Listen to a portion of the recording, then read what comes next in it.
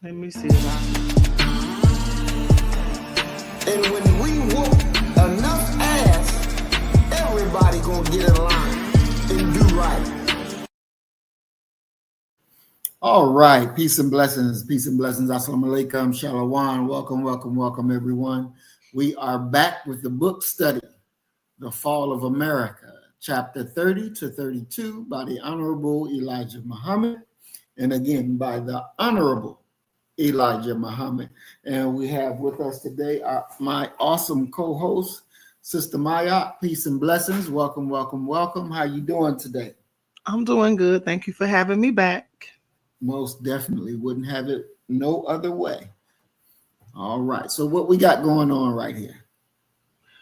Oh, okay. So yesterday was Malcolm X's 100th birthday. Had he been alive, he would have turned 100 yesterday. And so there were, the usual celebrations across America. And I just wanted to highlight it, just to commemorate him, but to also take a look at the people who are teamed up with his family. It's very interesting. Ready? Ready. Okay. Remembering Malcolm X to honor what would have been his 100th birthday. From his inspirational words to his fight for Black empowerment, Dave Carlin reports on a pair of gatherings in Upper Manhattan. Happy birthday to you. This birthday cake and feeling inspired to follow and carry forward the legacy of Malcolm X here at National Action Network headquarters in Harlem on what would have been the 100th birthday of the civil rights icon. We are here looking for truth and justice for our father, for our mother, African diaspora, and all other peoples around the world.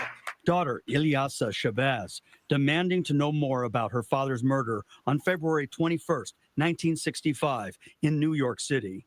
He was 39 years old, survived by widow Dr. Betty Shabazz, an educator and civil rights activist who died in 1997, and 6 children. The family's attorney is Ben Crump. We have formally requested that the FBI release the Malcolm X papers just as they have released the papers on JFK, RFK, and MLK. The emotional pathway of that bullet must stop in this generation. Reverend Al Sharpton, the founder and president of the National Action Network, was asked how to move forward in Malcolm's name. Whether it's using social media technology, AI, or mainstream media, by any means necessary. That's how we fight. We did a lot of stuff that was good for us. More gatherings planned for Monday night, including a gala at this location. The Malcolm X and Dr. Betty Shabazz Memorial and Recreational Center on Broadway at West 165th Street is where they'll remember and honor this influential leader. Dave Carlin, CBS News, New York. Okay. Thoughts? Has weaponized his Department of Justice. Let me stop presenting. Very interesting.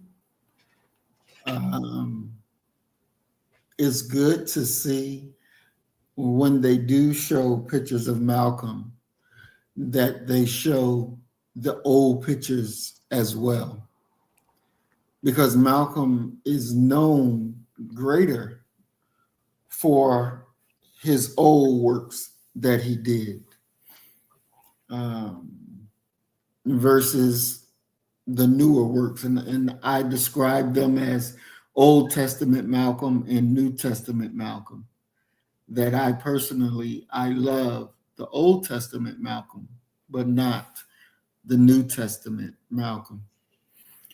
He was a giant for our people, and he still is an inspiration.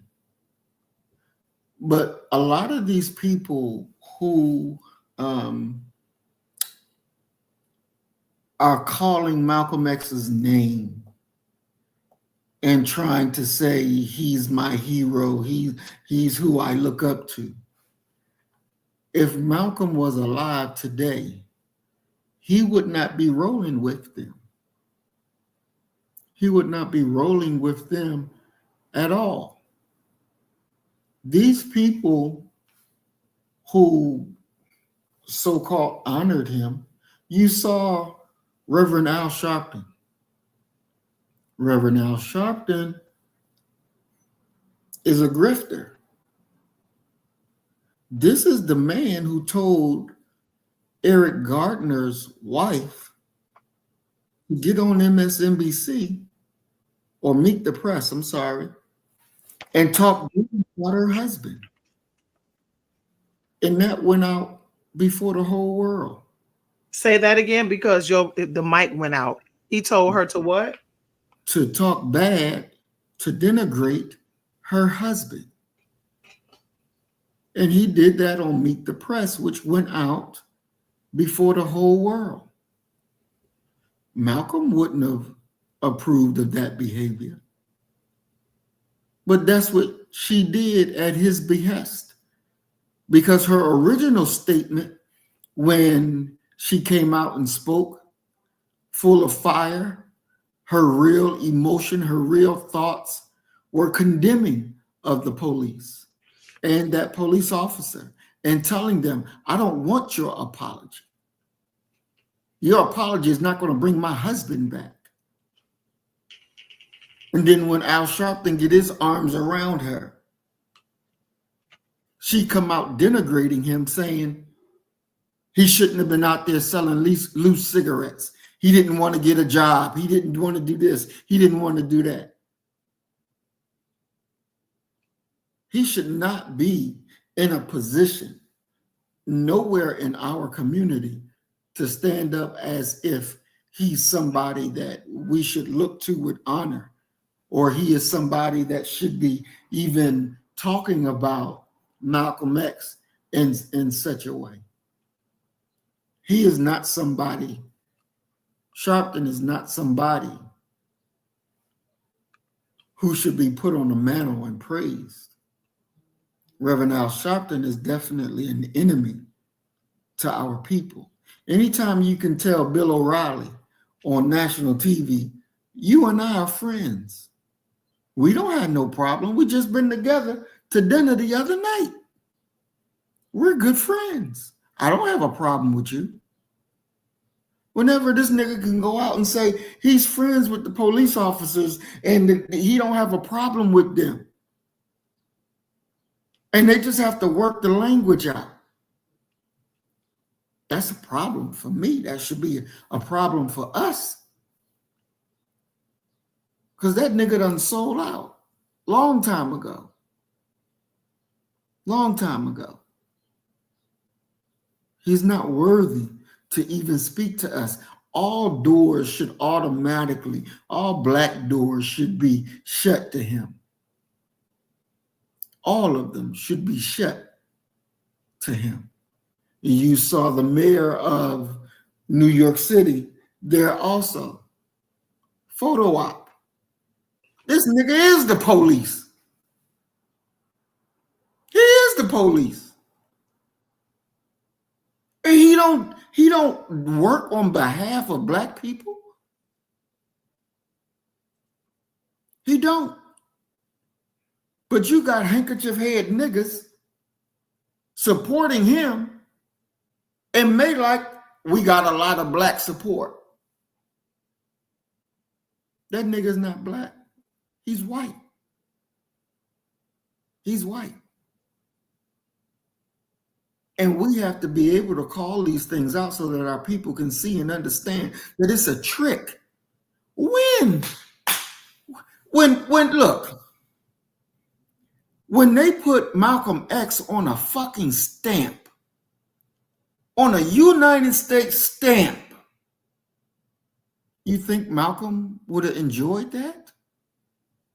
You think Malcolm would have approved of that?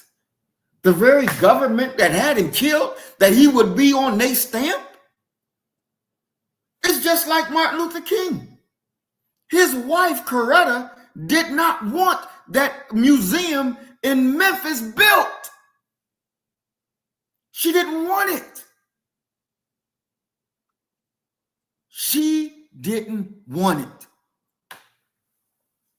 Because it's not something that's praising her husband. It's something praising the killers of her husband. And we better be able to understand these things and look and see what it all really means. No, Malcolm wouldn't have liked that.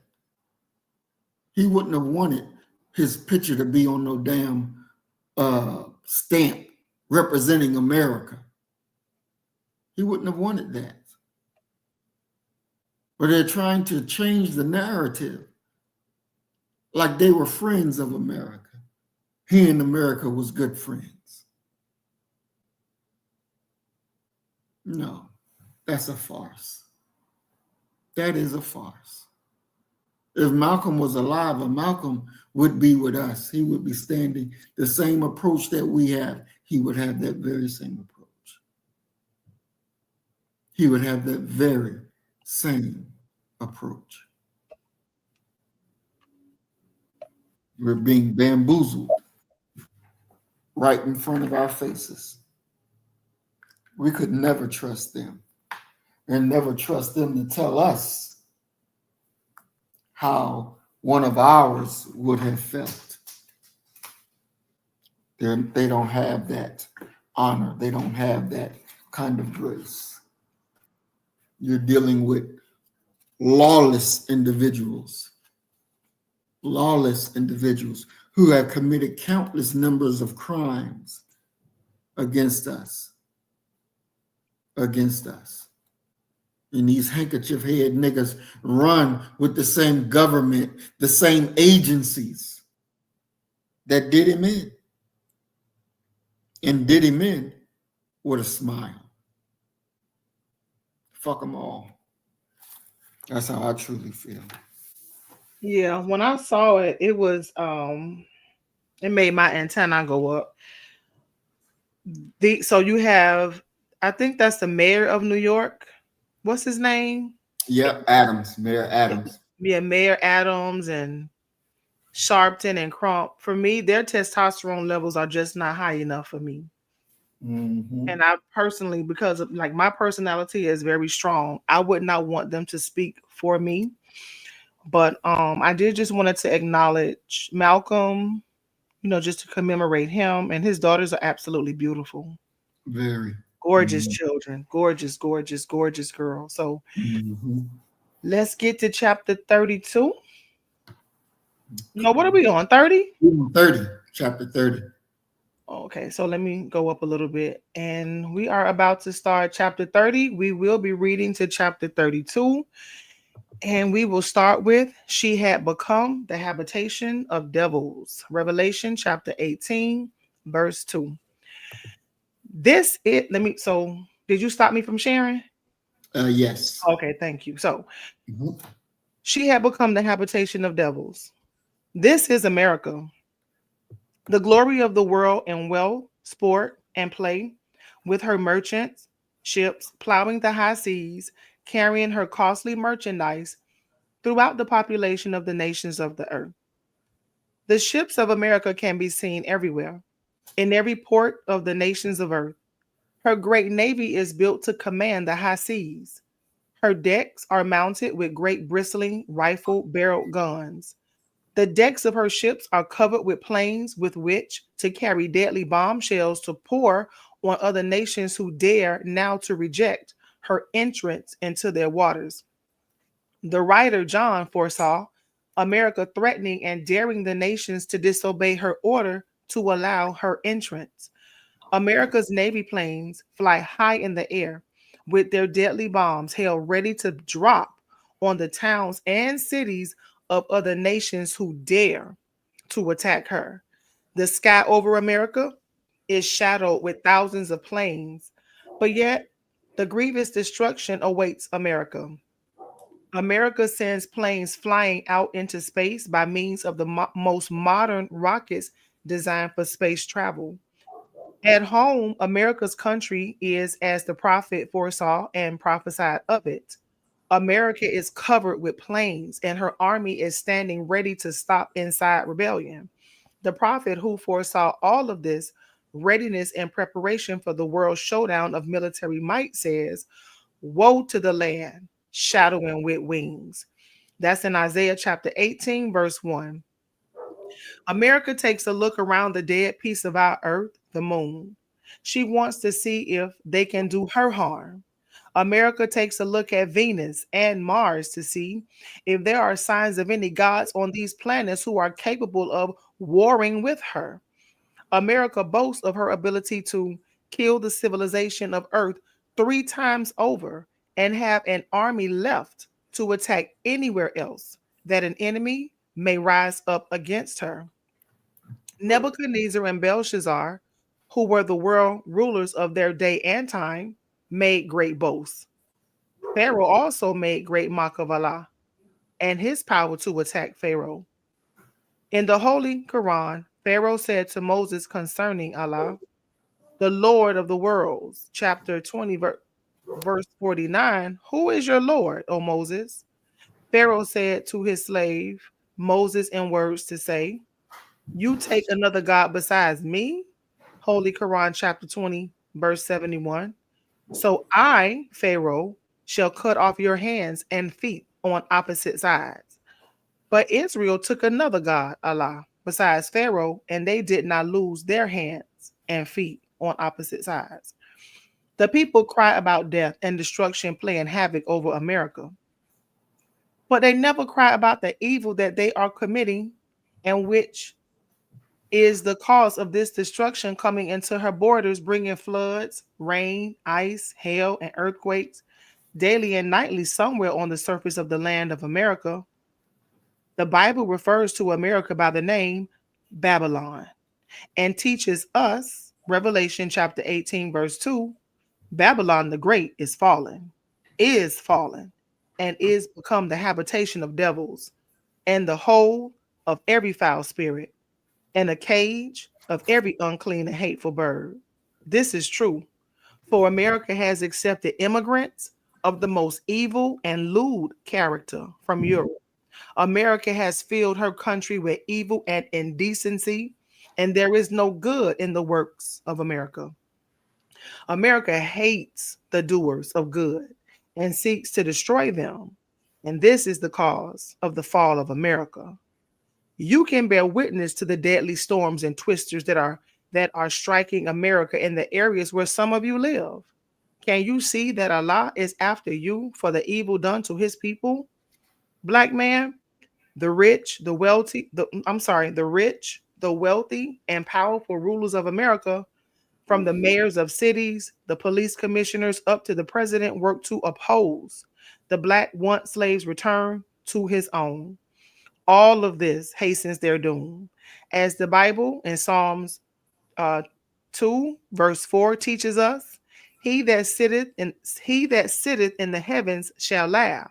The Lord shall have them in derision. Allah laughs at their struggle to bring to a naught his aims and purpose of freedom, justice, and equality to his black people. Allah has them, the heads of America, in derision and confusion to the limit of their wits. In another place, the Bible teaches us that he, Allah, will turn them backward. Evil and filth, evil and filth are the God and worship of America. Never has a people on the face of the earth become so bold in their evil practices. Never before America has there been a nation on the face of the earth where scores of murderers take place daily and nightly. In one large metropolitan city of America, the death rate is terrific. Children kill children, male is against male, and female is against female, destroying each other. The woman has no shyness.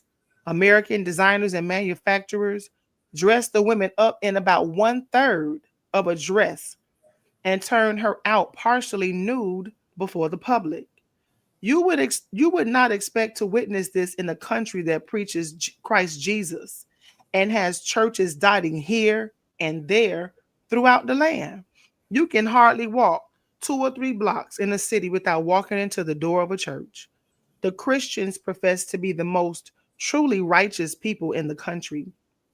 All night long, their voices are heard on the air preaching Jesus Christ. The prophet who lived 2,000 years ago, he is dead and cannot hear the prayers of anyone, not even his own. The Christian preachers try to fool you by telling you that if you pray to the prophet Jesus, that he will hear you. That's false. He can't hear you. If it were true, why cannot they get him to hear them when they call for peace everywhere?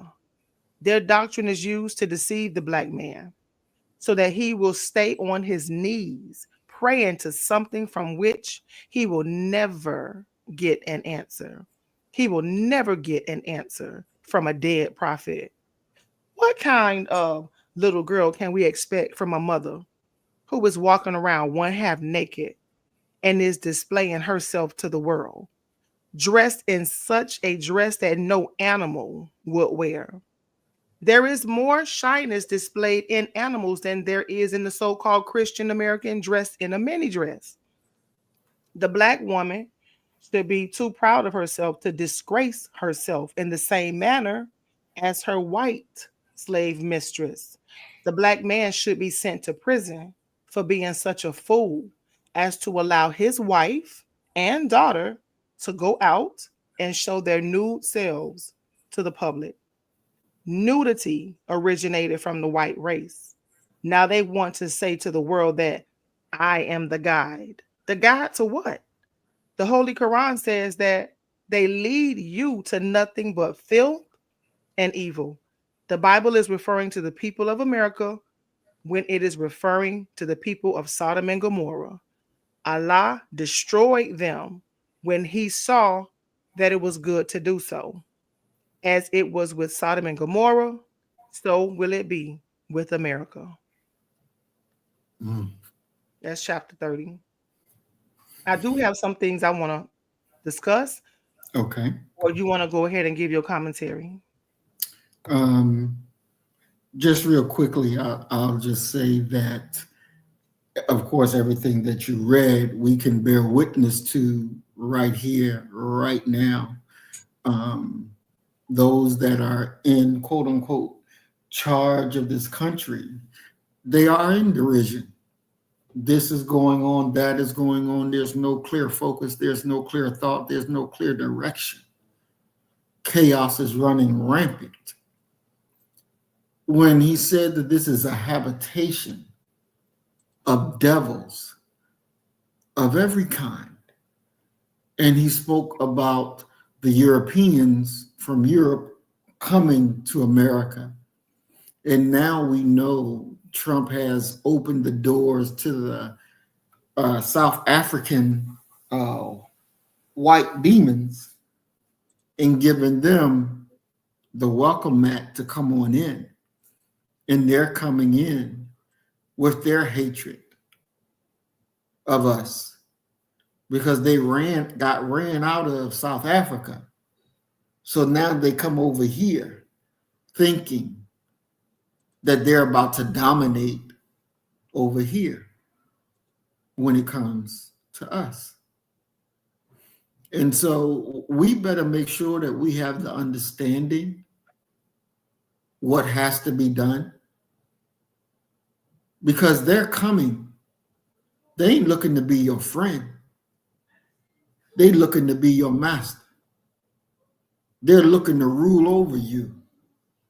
They're looking to be able to bust you in the mouth and keep it moving because they think that you're going to just accept it and roll on. This ain't that day. This is not that time.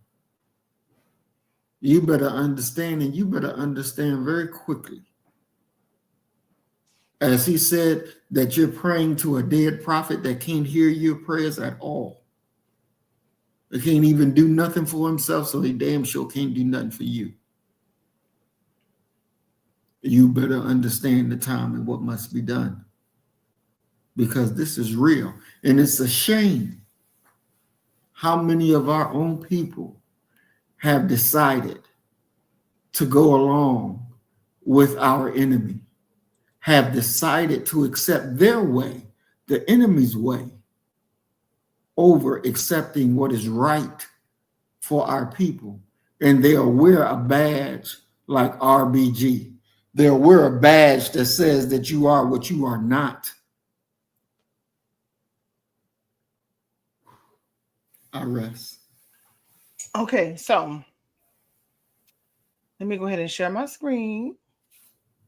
So last week we were talking about what was it, Monroe Doctrine and United States foreign policy, and how they consider themselves to be the police of the Western Hemisphere, but not just the Western Hemisphere. They want to be world police, right? Right. So this is a political cartoon, and the title is A Lesson for Anti-Expansionists.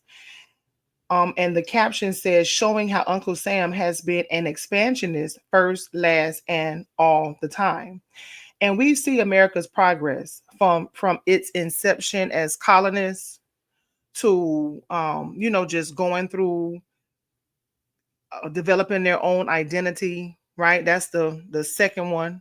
So you start with the baby colonization, the growing pains, and then you see the third one, that's the revolution, right? You can hear me? Yep, I can hear you. Okay, so let me do that again. The first one I said was colonization, and the second one, they're developing into their own identity. The third one, I would say that is the revolution, and then the fourth one, that's establishing their own government.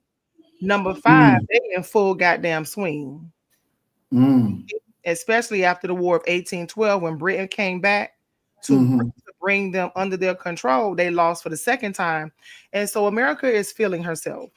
And then look at number 6. America is full. And to me, that really represents ego, because America has a very big ego. But this is another picture that I found that was very interesting. You see America growing same way. She's the first one is thin and she's beginning to bulge. Her belly is getting big. And look at the last one. America is going to burst. You can't get what's so full before you burst. It's just a matter of time. Wow.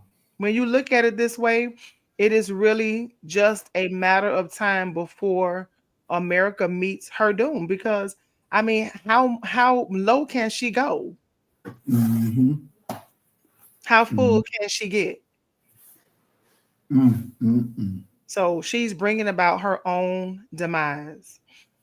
And the next thing I wanted to show you, this is go back to, do me a favor, go back to, let me see. I'm just going to just stop sharing my screen because I get confused. I'm not a professional at this. Go back to paragraph number 8. Let's revisit paragraph number 8. This is very interesting.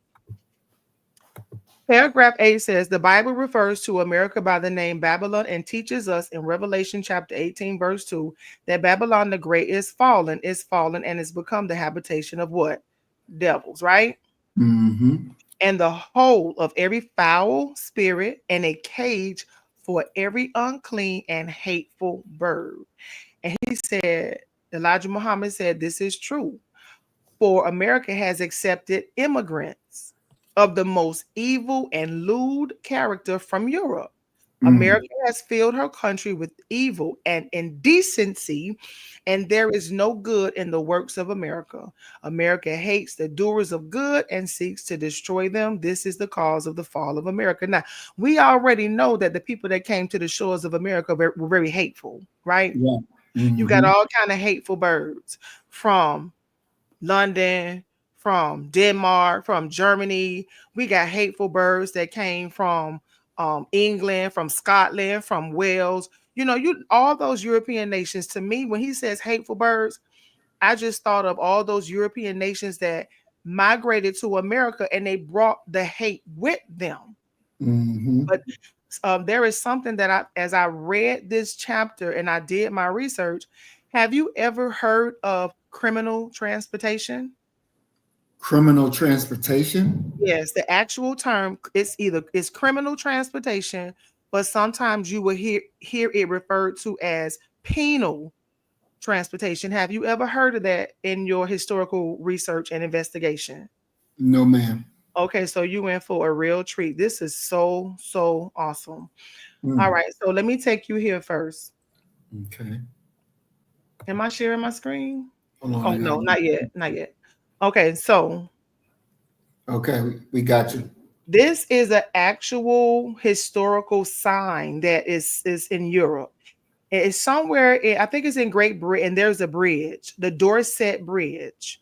I'm sorry, I didn't go back to investigate exactly where it is, but I know that it's somewhere in Europe. And my best recollection is that it's in Great Britain somewhere.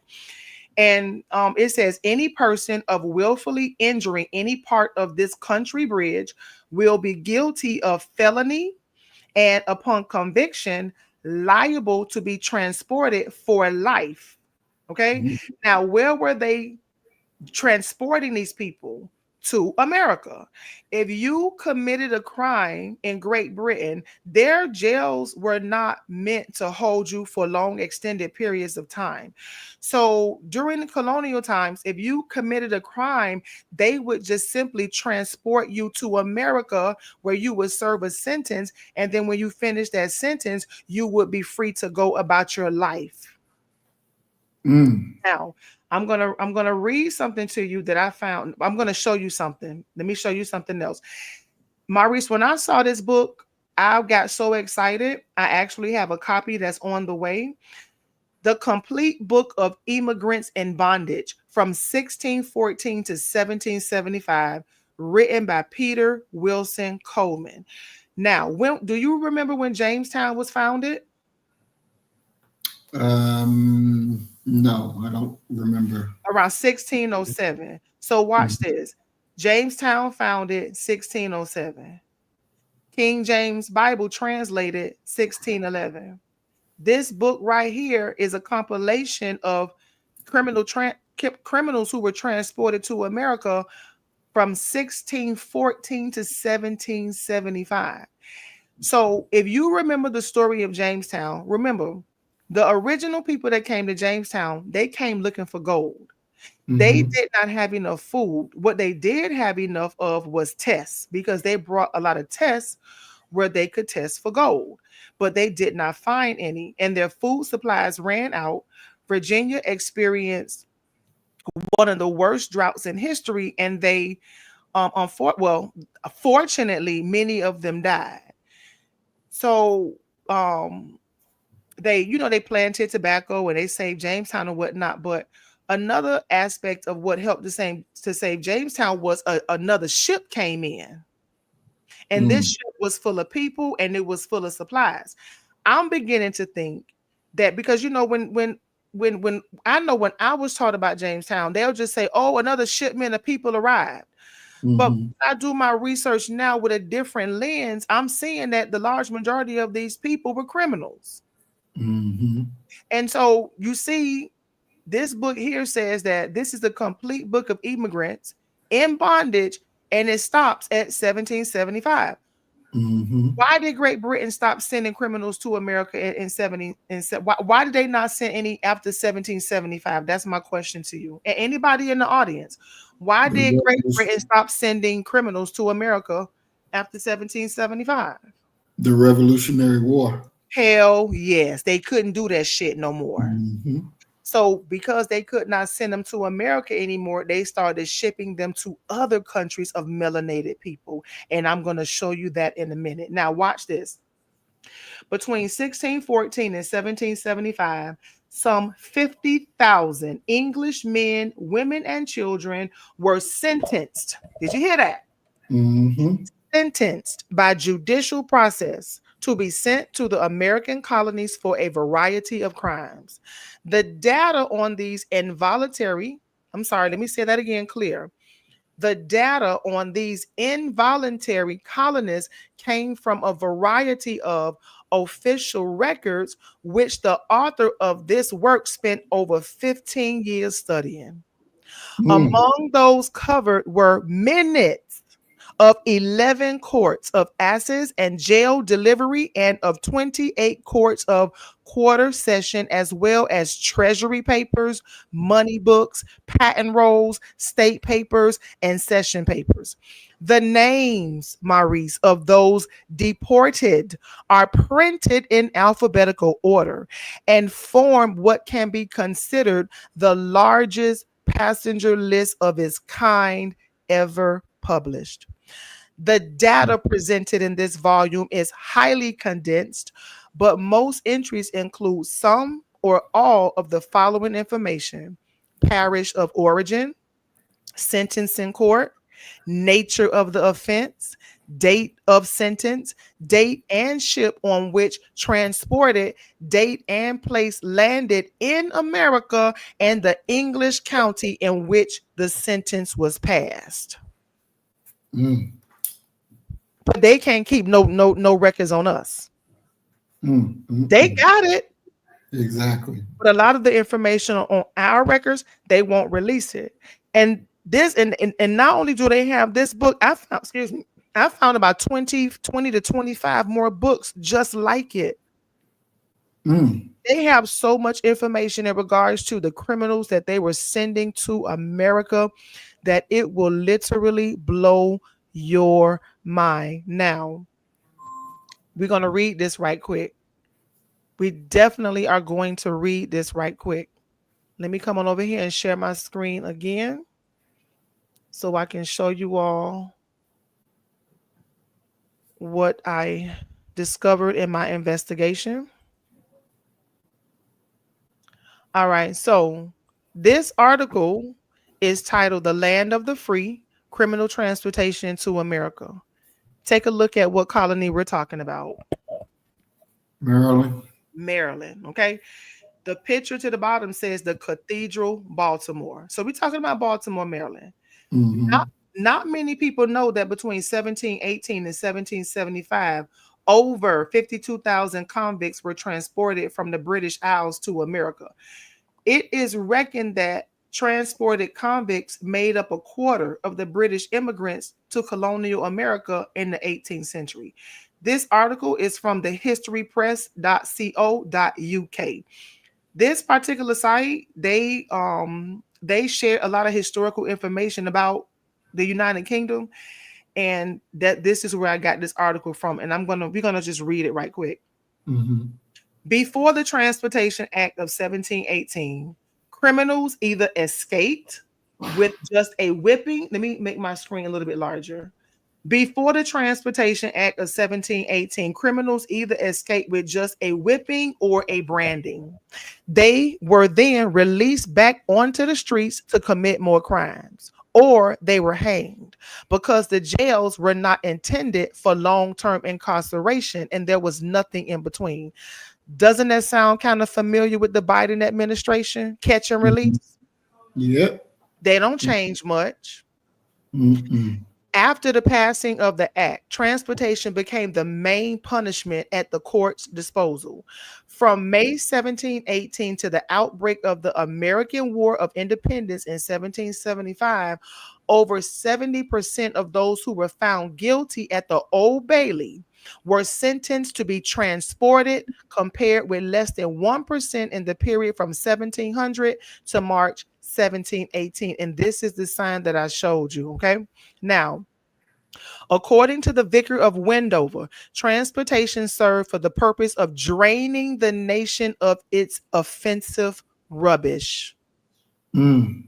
While some saw transportation as a severe punishment by exiling convicts to 7 or 14 years of slavery, others regarded transportation as offering rehabilitation to the convicts by giving them the opportunity of making a what?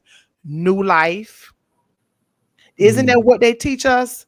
Oh, they came to America seeking a better life, but you see how much shit they leave out of it? It says that the opportunity of making a new life in a new country away from the temptations of their old haunts. Maud Flanders, published in 1722, was a piece of propaganda supporting transportation's supposed redemptive powers. Defoe compared the destructiveness of imprisonment with what he saw as the benefits of transportation. He was careful to show Maryland and Virginia in a favorable light. Okay. So while the plantation owners and iron masters of Maryland and Virginia welcomed the influx of cheap labor, other Americans were less enthusiastic. Benjamin Franklin suggested that America should export rattlesnakes in return for their convicts. He said that the emptying Britain's jails into the American settlements was an insult and contempt, the cruelest, perhaps, that ever one people offered another, and would not be equaled even by emptying their jakes on our tables. Jakes meaning their leftover trash. Mm.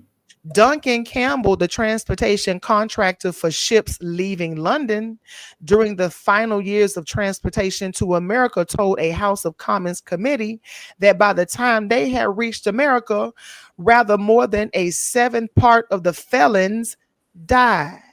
Many of the gall fever, but more of smallpox. We don't hear about this shit. I didn't hear about this shit when I was in little or when I was in school. This shit was not talked about in no church. It wasn't talked about in my house. It wasn't talked about in no goddamn brownies, when the little Girl Scout brownies. It wasn't talked about in school. I've never heard this shit before. They was coming on them goddamn ships dying same way.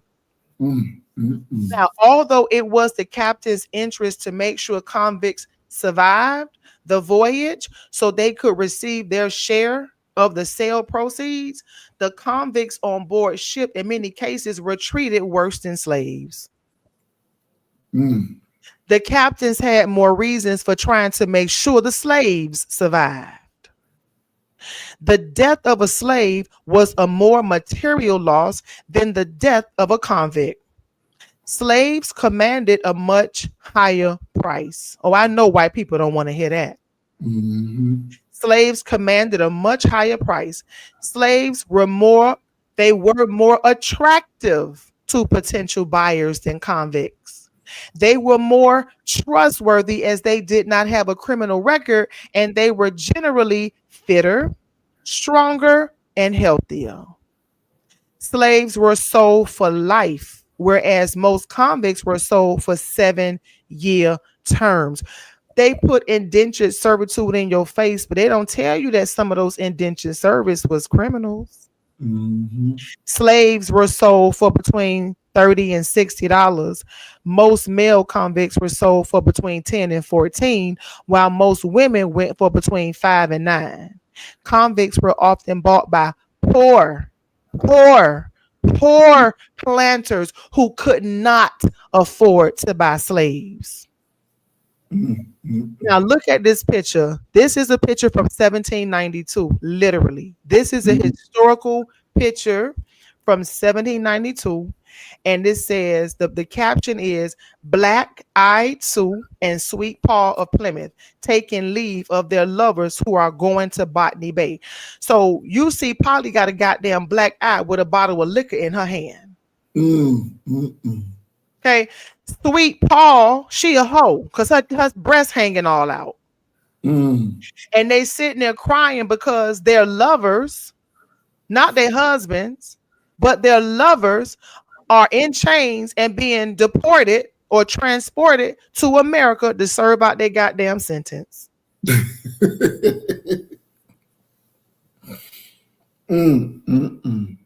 Once the ships arrived at their destination, the convicts were lined up on deck to be inspected by potential buyers.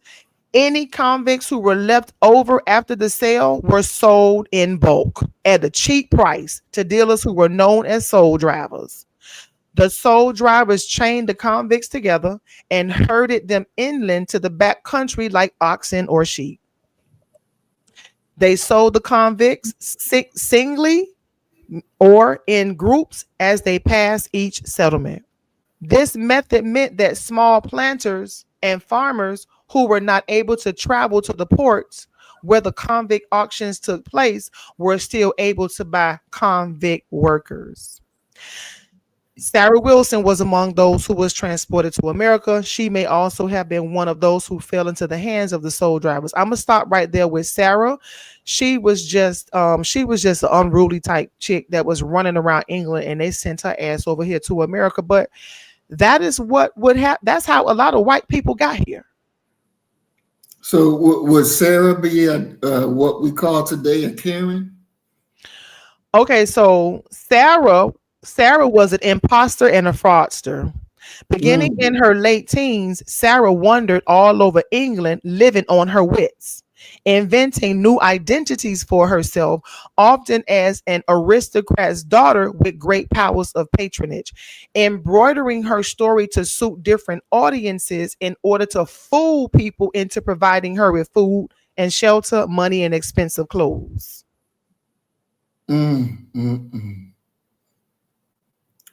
Wow.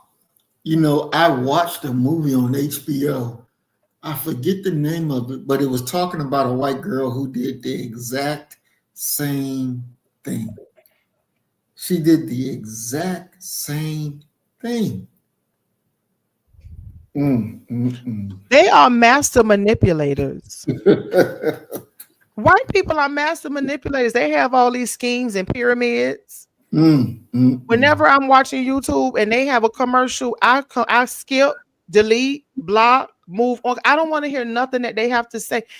I don't want to hear anything they have to say, and there's nothing that they're selling that I want to buy, because it usually comes with a heavy, heavy, heavy price. They're known for scamming people. But this is who, remember some chapters ago, we read about the daughters of liberty, whores, drunks, filthy, prostitutes. And this is who the white man protects. This is his mistress. This is who was telling us what to do and what not to do.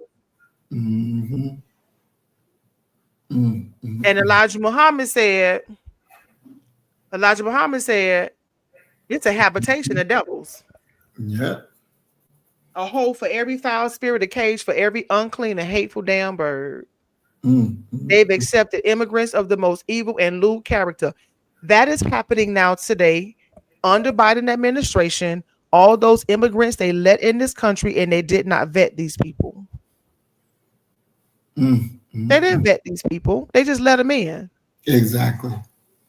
Rapists, murderers, sex crimes against children, drugs, fraud, schemes, DUIs. It's all around us. I look at the crime report in my community, and the Hispanic community is destroying my community. But they'll tell you, oh, I came for a better life. Right. No, and I always say, like, when I say, no, you came for a better way to suck dick. You ain't come for no better life. You came for a better way to suck dick. And you came for a better way to defraud people. And you came for a better way to sell drugs. I don't want to hear that shit. Because when you come for a better life, when you know better, you do better. You came for a better way to be a hoe. And you came for a better way to fucking rape children.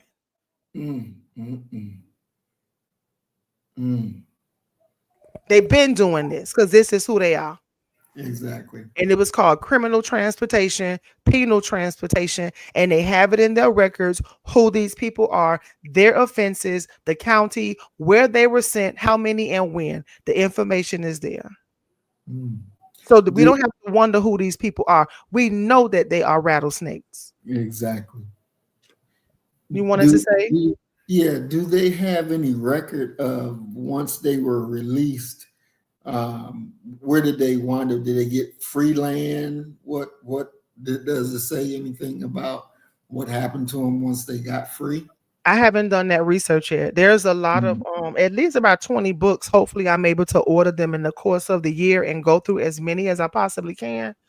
Or just try to do some research about that. But I mean, they they had a sentence to serve, and once they served their sentence, of course, yes, they were free to go to start their new life, whatever that may have looked like.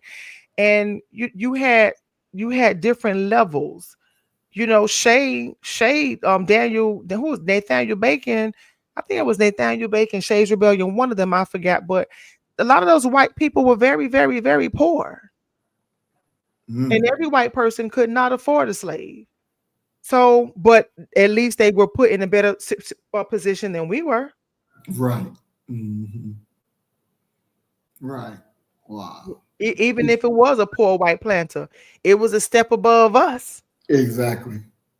Because I'm sorry. Go ahead. I'm sorry. No, I was just saying several steps above us. Yeah, because I think you mentioned that last week, how the poor whites had a problem with us when they saw us doing well. Yep. So let me see if there's anything else that caught my attention. And paragraph number 14, Elijah Muhammad says their doctrine is used to deceive the black man so that he will stay on his knees praying to something from which he will never get an answer. He will never get any answers from a dead prophet. And so have you ever heard of the slave Bible? I've heard of it, but I've never read it. But I have heard of it. Let me see if I have a quick. I had it. Okay, it's too far gone. It's too far gone now. But it was a clip that I found on the Slave Bible. And it was very interesting how they deliberately give us the bits and pieces that they wanted us to have. I think I'm coming across it now. I got it. Let me show it to you right quick. And then we'll continue our next chapter. Okay, let me go. I think I can go here. Okay, and I can go here. Let me see, can I play this on YouTube? Yeah. They said it would be I have to wait to earn a degree. I gotta wait 4 seconds so I can skip. Just give me a moment. Okay, here we go. I'm sorry, y'all, if I'm getting on y'all nerves tonight, but we'll get there. I don't know it, but you good. Let me.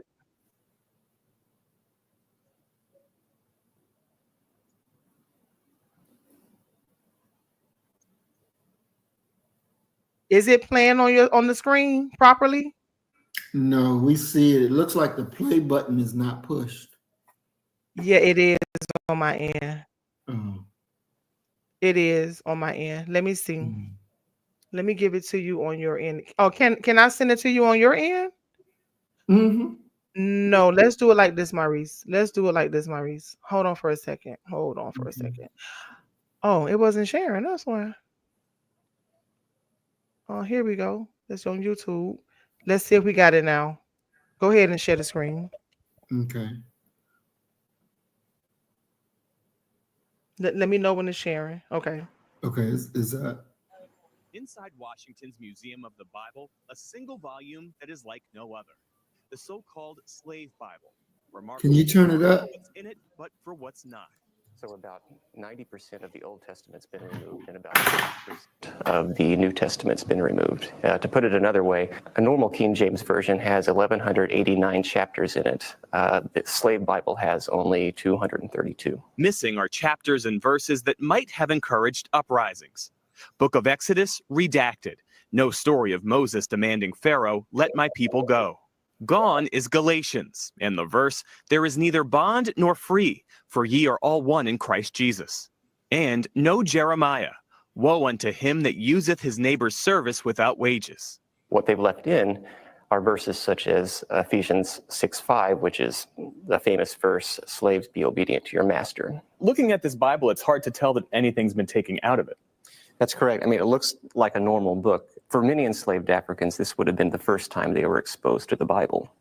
A Bible selectively edited to instill obedience, using religion to underpin the horror of slavery. When people encounter this exhibit, what lasting impression do you want them to leave with? But we want to pass the message on that may this never happen again. The Bible itself is a whole book. It's not one that you get to carve up and use this piece or that piece. The slave Bible designed to repress rebellion, but it didn't work. Enslaved people in the Caribbean constantly fought against slavery until emancipation. I think it's very relevant to understand our history, not just American history, but our African American history, our roots and how we got to this point. A dark chapter in the history of the good book. Jeff Bennett, NBC News, Washington. You see? Boy, they take out what they want to take out. Exactly.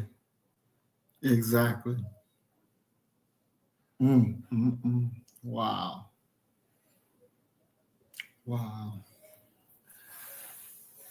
Oh boy. Now, I would definitely would like to see those Christians that believe so dearly in the Bible and all of that. How do they see it now? How do they understand it now that you were literally tricked into that religion? You were tricked. You were thoroughly tricked. Wow. Yep. And, I think it would be definitely safe to say that those criminals, once they were released, and then, they created the police department, which, of course, the patty rollers, that they were the ones that was probably taking those jobs. I have something on that too. Very interesting. I was doing some research into, because Brother Roy said, are these the modern slave patrols and police? Some colonists, they were forced to patrol, whether they liked it or not. They would go to jail or receive a fine if they did not participate in patrolling slaves. Every white person who was a patrol didn't want to. They were forced to, because they would receive a hefty fine and punishment that was severe. So the more I do this Fall of America study, the more I learn.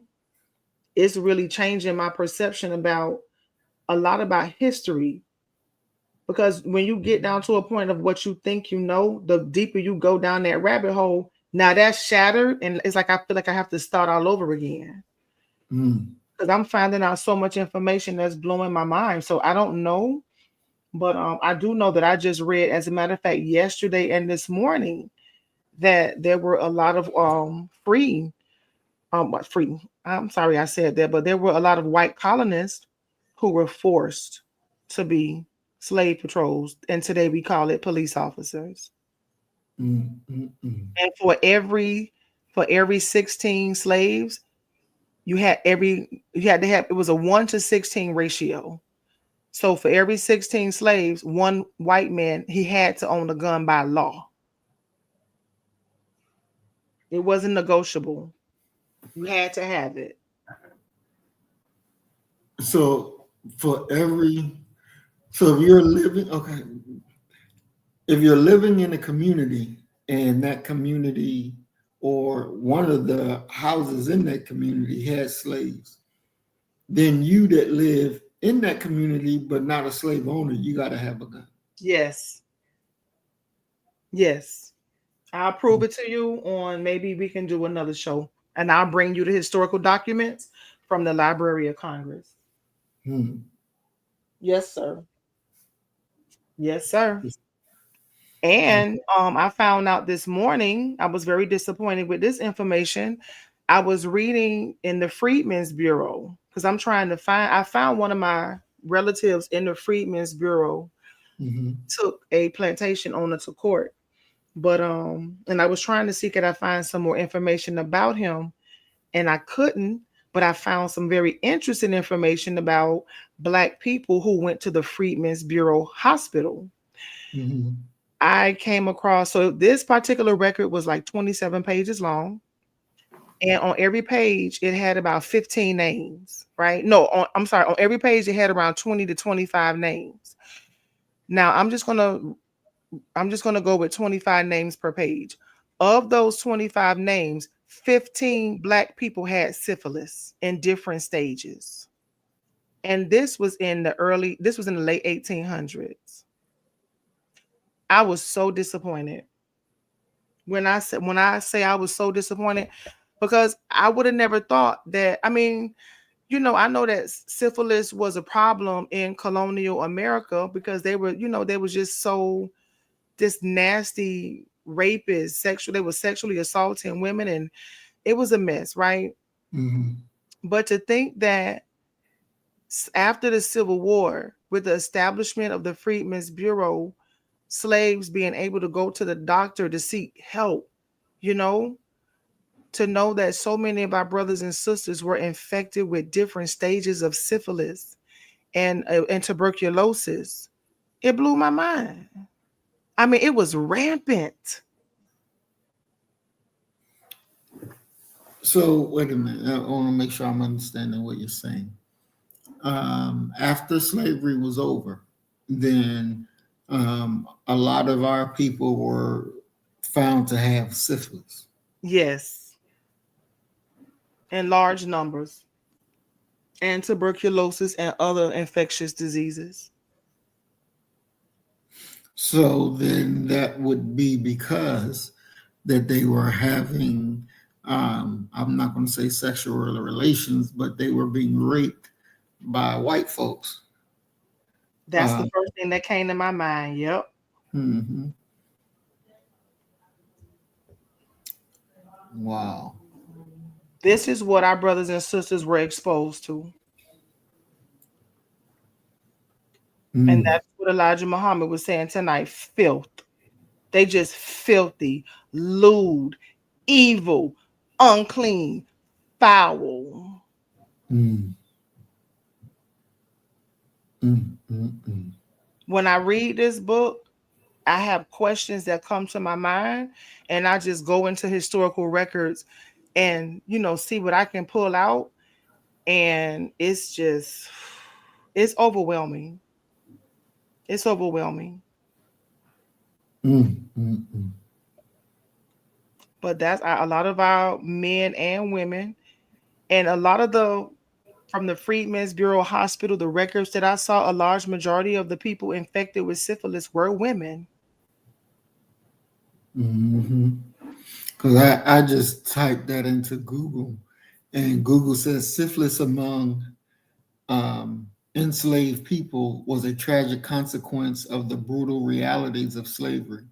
The primary ways it was transmitted included sexual exploitation and abuse. Slaveholders and other white men in positions of power frequently sexually exploited and raped enslaved women. This was the primary vector for introducing and spreading syphilis within enslaved communities. Enslaved individuals had no bodily autonomy and could not refuse these unwanted sexual encounters. Then within enslaved communities, once introduced, syphilis could also spread within enslaved community through sexual contact. The harsh conditions, forced proximity, and lack of control over their own lives and relationships could contribute to this. Congenital syphilis. Infected pregnant women could pass syphilis to their unborn children. This meant that the babies were born with the disease, suffering severe health consequences from birth. Then lack of medical care. Enslaved people generally received poor or no adequate medical care. If syphilis was diagnosed, treatment, which was rudimentary and often harmful at times, like mercury-based treatments, was often insufficient or not provided at all, allowing the disease to progress and spread.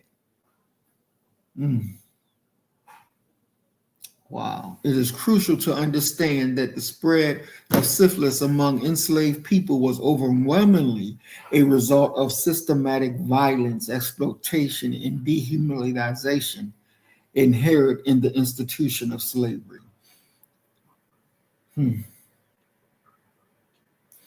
Enslaved people contracted syphilis through several devastating avenues, all rooted in the brutal realities and power imbalance of slavery.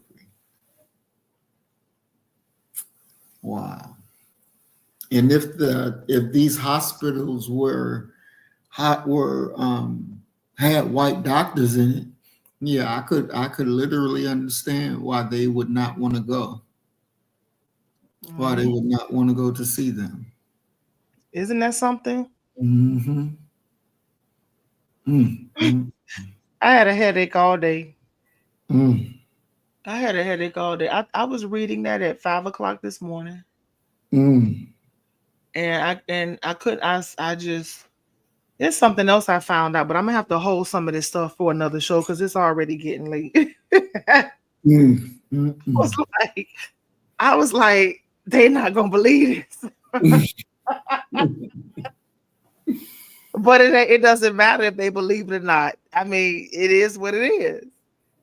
Mm. But this, I've had a headache all day. That really bothered me because you were already coming out with nothing. Right. Some no shoes, a raggedy Mm. ass dress, years of abuse, children Mm. dead, sold off, husband killed, your parents died in slavery. You saw them being treated like shit. You don't know who your daddy or your mama is. You got a goddamn mulatto child that's right there slaving right with you. Your body aching, hurting, hungry, and you got syphilis. Mm. Mm. Mm. Mm. Damn. It was prevalent, Maurice. It was prevalent. Mm. Wow.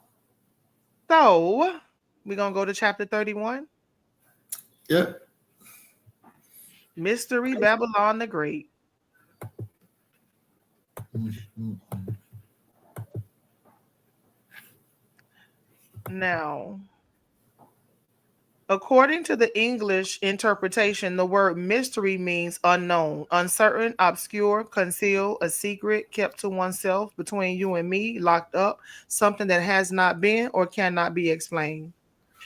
In theology, it is a supposed truth of fact of great religious import, which is beyond human comprehension. In the time of the translation of the Bible into English, some or all of the scholars were either without spiritual understanding or downright crooks, who sought to hide that truth in the book that they thought would reveal to the world their untrue selves. The mystery Babylon had not come into existence. That was very prophetic to me. When Elijah Muhammad said the mystery Babylon had not come into existence, think about Mm-hmm. that. Like a lot of people think that just because I'm not Christian, I don't understand how powerful of a book the Bible is. The Bible should not be taken literal. It is a book. You have to understand symbology. I feel sorry for people who take this shit literal because you can't do that. You know, some of it has a historical reference, but nevertheless, symbolism is very important. And when he said mystery, I was like, damn, think about that. Because our people are very prophetic and they were writing about a future time. So to say, you know, this place that we're talking about, we don't even know the name of it. It's a mystery, right? Mm-hmm. And so Elijah Mm-hmm. Muhammad goes on to explain Mystery Babylon, and it really, you know, raised my eyebrow. And I'm thankful again for reading this book. So, in ancient times, Babylon, under the kings Nebuchadnezzar and Belshazzar, was the great city of idol worship and evil. She was the queen of evil, rich and well fortified.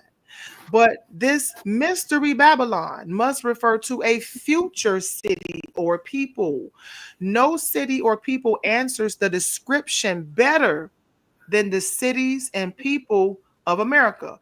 This mystery Babylon just could not be the ancient Babylon as we know her history. You must remember that I am interested in bringing the truth to my people as clear as sunshine. So be not disturbed in seeing and hearing it the clear and simple way. For my people are blind, deaf, and dumb of the nations of the earth. They must be taught the truth by one who knows it. I am he who knows the truth, and I have been missioned from the Lord of the world to tell the truth. whether it is to your liking or disliking. America and her future was not known in those days when the Bible was being translated into the English language. Not until 1611 did the translators bring into existence what is known as the King James Authorized Version. According to history, there were several attempts made before to get the Bible to the people in the English language, but they were met with opposition. Now, you see where it say King James Authorized Version? Mm-hmm. When I was looking at this, Mm-hmm. King James's version of the Bible, that's his fucking version. Right. That's why we got so many goddamn versions, because everybody think that they want to put their 2 cents in. Mm-hmm. And that's why we have to be very careful when we're looking at these Europeans and this information that they're giving us, because just like we saw the slave Bible, they give us their version. Exactly. But their version is not necessarily, is very often not the truth. Mm-hmm. Look at all them damn books that's in one of the most horrific books in the Bible is Maccabees. Have you ever read Maccabees? No, ma'am. Mm-mm. Oh my God. Oh my God. Maccabees, that is, I read Maccabees at least 25, 30 years ago, and it's a shame what black people were going through around these demons and damn devils. Mm. It's the shit that they have put us through. And I have a video on how they were torturing, like their manners of like what they use to torture each other, not just torture other people, but the different mechanisms and tools that they were using to torture people who did not go with, with what was normal. If you go against the grain, okay, you can, but we're going to torture you, and it's going to be extreme torture. Mm. So we have to understand King James's version. And he say America was discovered in 1492. These first translations of the Bible were far more near the truth than these later translations, and I do agree. But he say the so-called Negro slaves were not given the King James version to read until it was over 300 years old. The white slave masters were not interested in educated religious Negroes and are not today. The so-called Negroes now must understand that which was hidden from them by their slave masters. Dutty Bookman, have you ever heard of Dutty Bookman? No, I don't believe so. Do me a favor, do a quick Google search and ask why is he called Dutty Bookman. Dirty Bookman? Dutty, yeah, Dutty Bookman. He was lynched. Mm. He was another black revolutionary, one of our black brothers who was lynched. And I want you to tell me about that book, because when they lynched him with a book around his neck, and I want you to tell me what was that book. Okay.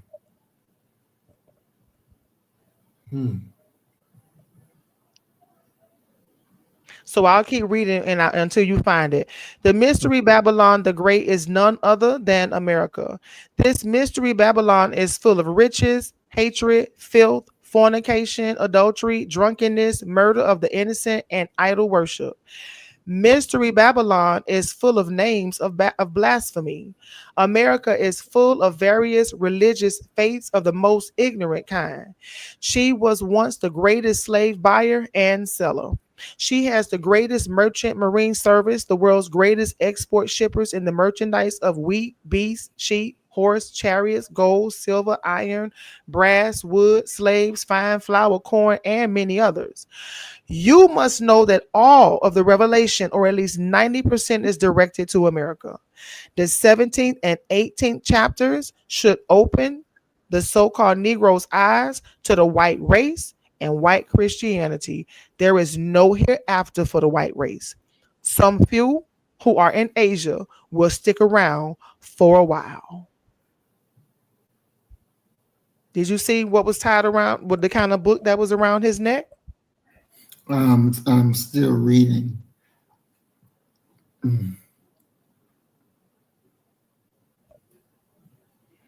If you can't find it, that's okay. We'll move on. Because when I researched this was about 3-4 years ago. It was a Quran.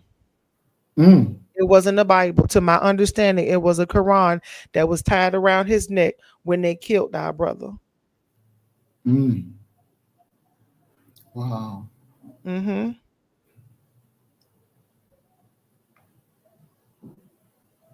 So my question to you is, in the Nation of Islam, because you all are very studious. That's what I love about the Nation. I love the Nation because one thing you got to do in the Nation, you got to read. Mm-hmm. And I don't mean just the Bible.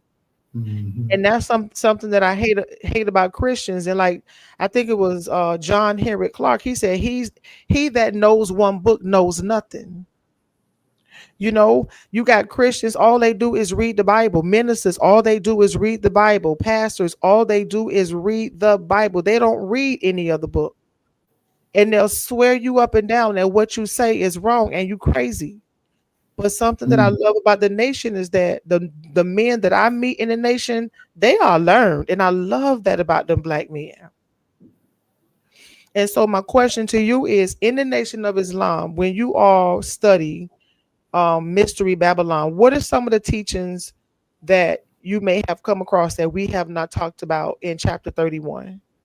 What else might we need to be aware of? That we have not talked about thus far. Or just something that we need to know, something that, maybe you were taught about Mystery Babylon in the teachings in the Nation that, we need to be aware of. Basically, that Mystery Babylon refers to America. Um, every prophecy that it is written about ancient Babylon fits America 100%.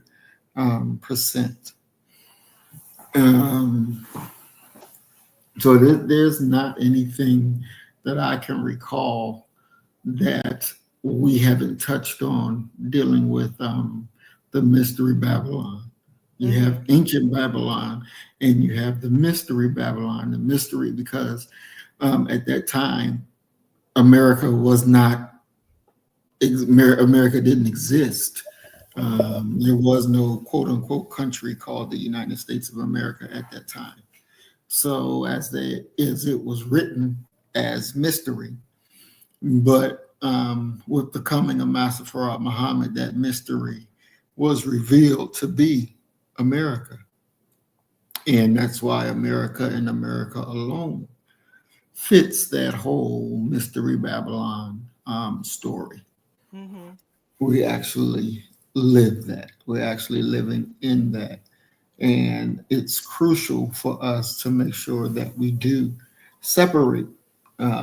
Because if we don't separate, we'll go down with Mystery Babylon. I know Honorable Minister Farrakhan did a lecture, and what was that called? The Divine Destruction of America. And that is a video that I definitely urge everyone to go look at and understand. And if you got to watch it several times, please do. I still watch it.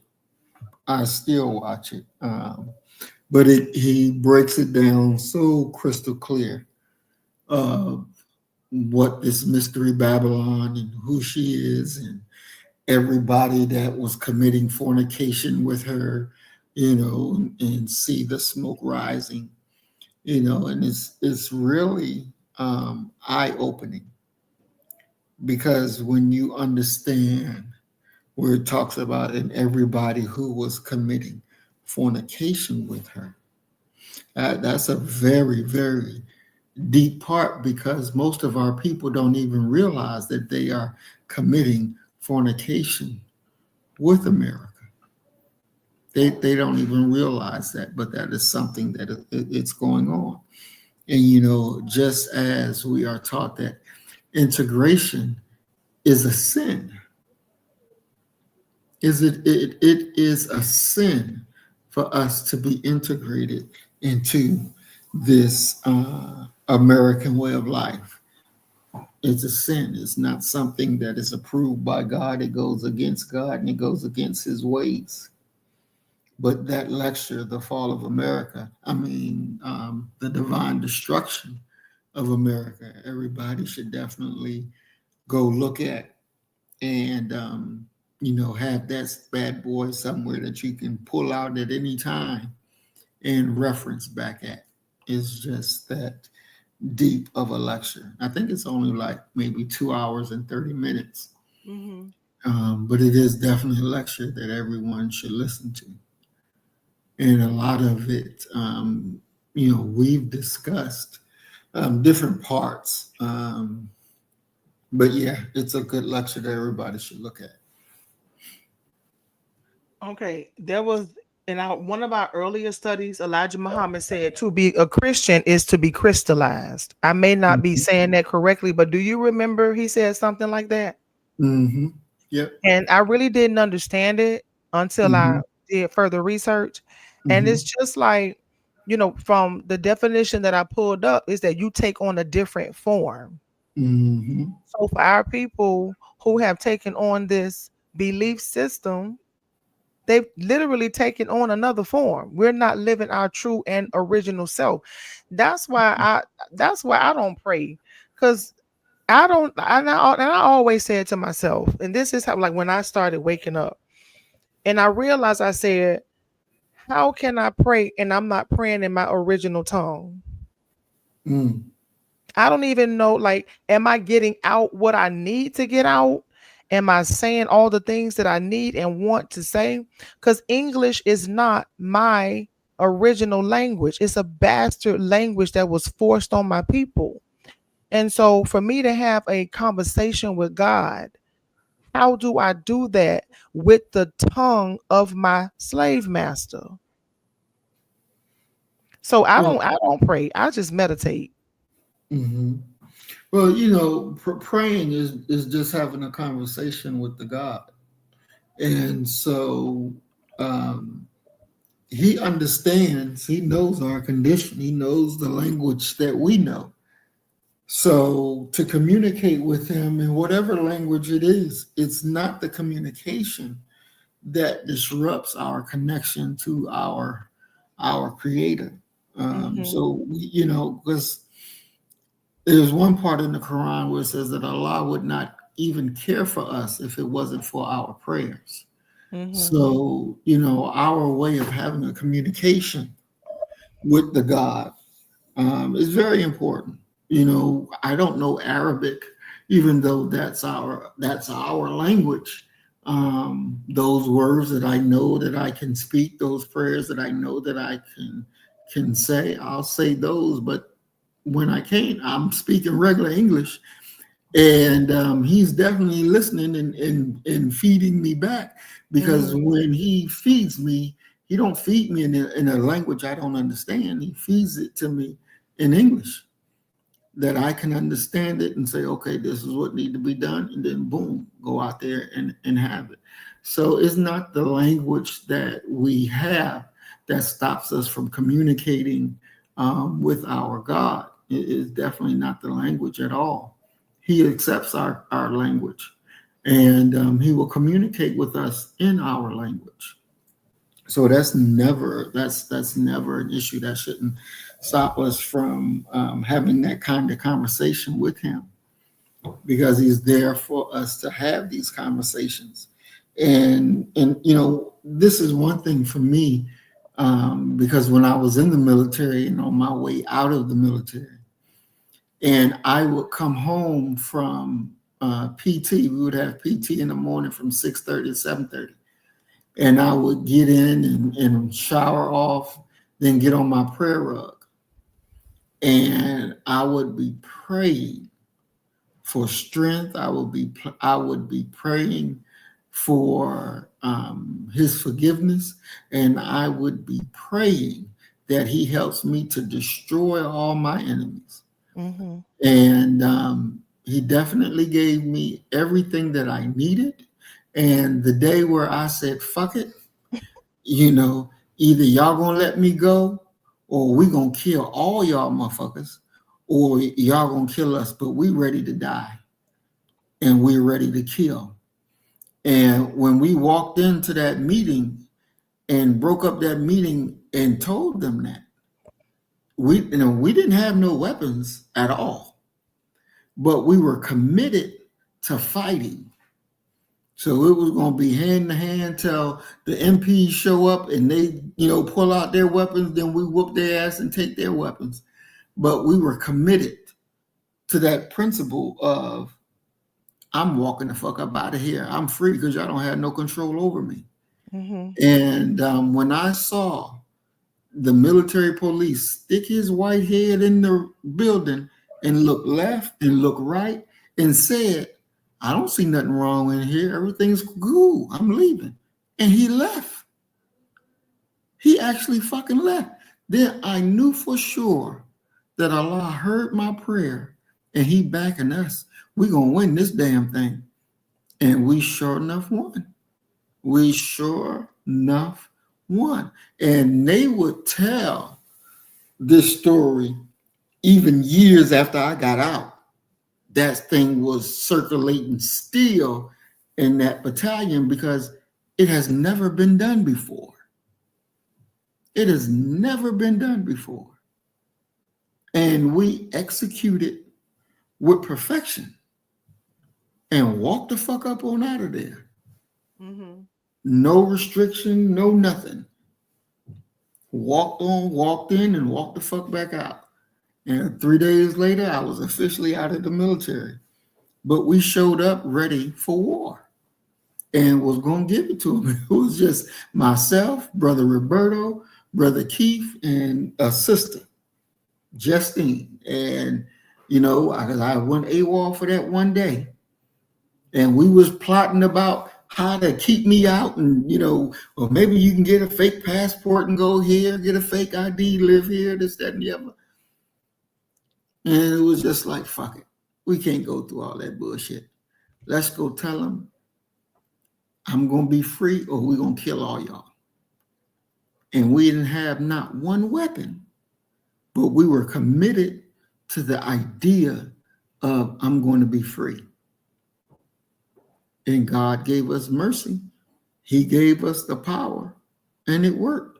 Now, when I got out and I would tell members of the Nation of Islam what happened, and they were all shocked. And the thing that they told me after I told the story, and they would say, God takes care of fools and babies. They wasn't calling me a baby, but they was calling me a fool. But the thing was this, my belief in God is greater than yours because you would be fearful to do what I have done. You wouldn't have had that kind of faith to do that. But I do because I believe the word that was given to me from Minister Farrakhan. I believed that word and I acted on that word and I got a positive result. So their faith doesn't even equal anything near mine. But when we understand that we have something and we're able to execute, we're able to walk out and make that shit happen. Oh yeah, it's definitely a blessing.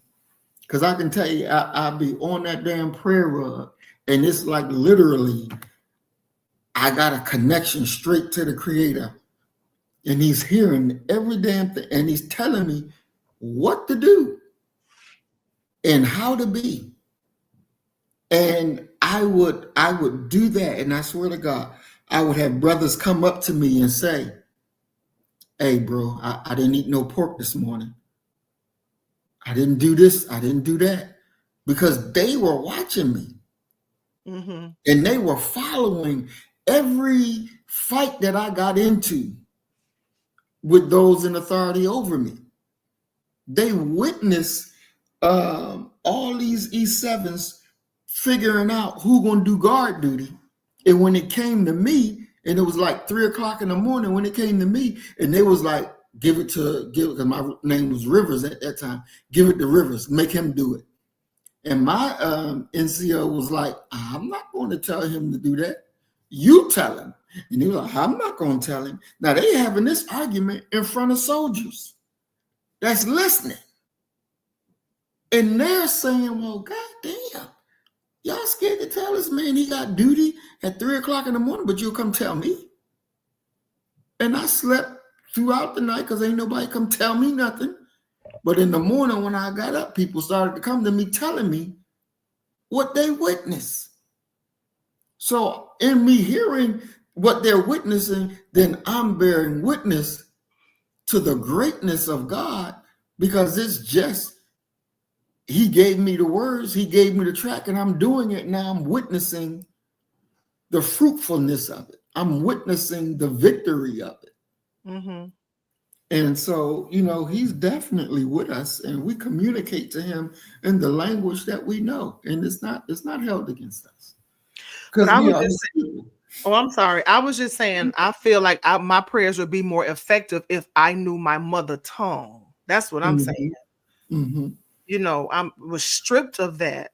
Mm-hmm. And I just wonder what that experience would be like if I could, you know, worship in the language of my ancestors. Mm-hmm. And I just wonder about that. So, yeah. But it was something in chapter 30, verse number 7, right? Mm-hmm. And Elijah Muhammad said, the people cry about death and destruction, playing havoc over America, but they never cry about the evil that they are committing, and which is the cause of this destruction coming into her borders, bringing floods, rain, ice, hail, earthquakes daily and nightly somewhere on the surface of the land of America. And I know you saw this. I'm going to share my screen again. Mm-hmm. I know you saw this video. I'm not going to tell you what it is, but tell me when you're ready. Ready? Oh, most definitely. I went to Israel. I don't think Israel would be the best place for me to be at this time, considering the view that most Jews have of Louis Farrakhan. You go to Nigeria, which is, if not the most corrupt nation in Africa, and it is, it could be the most corrupt nation in the world, Minister Farrakhan. Oh, now, Mr. Wallace. It is the most corrupt nation that I have ever covered. I've been there 25 years ago, and I've been there as recently as last year. Fine. So what? 35 years old. That's what that nation is. Now, here's America, 226 years old. You love democracy, but there in Africa, you're trying to force these people into a system of government that you just have accepted 30 years ago. Black folk got the right to vote. You're not in any moral position to tell anybody how corrupt they are. You should be quiet and let those of us who know our people go there and help them get out of that condition. But America should keep her mouth shut wherever there's a corrupt regime, as much hell as America has raised on the earth. No, I will not allow America, or you, Mr. Wallace, to condemn them as the most corrupt nation on earth when you have spilled the blood of human beings. Has Nigeria dropped an atomic bomb and killed people in Hiroshima and Nagasaki? Have they killed off millions of Native Americans? How dare you put yourself in that position as a moral judge? I think you should keep quiet, because with that much blood on America's hands, you have no right to speak. I will speak because I don't have that blood on my hands. Yes, there's corruption there.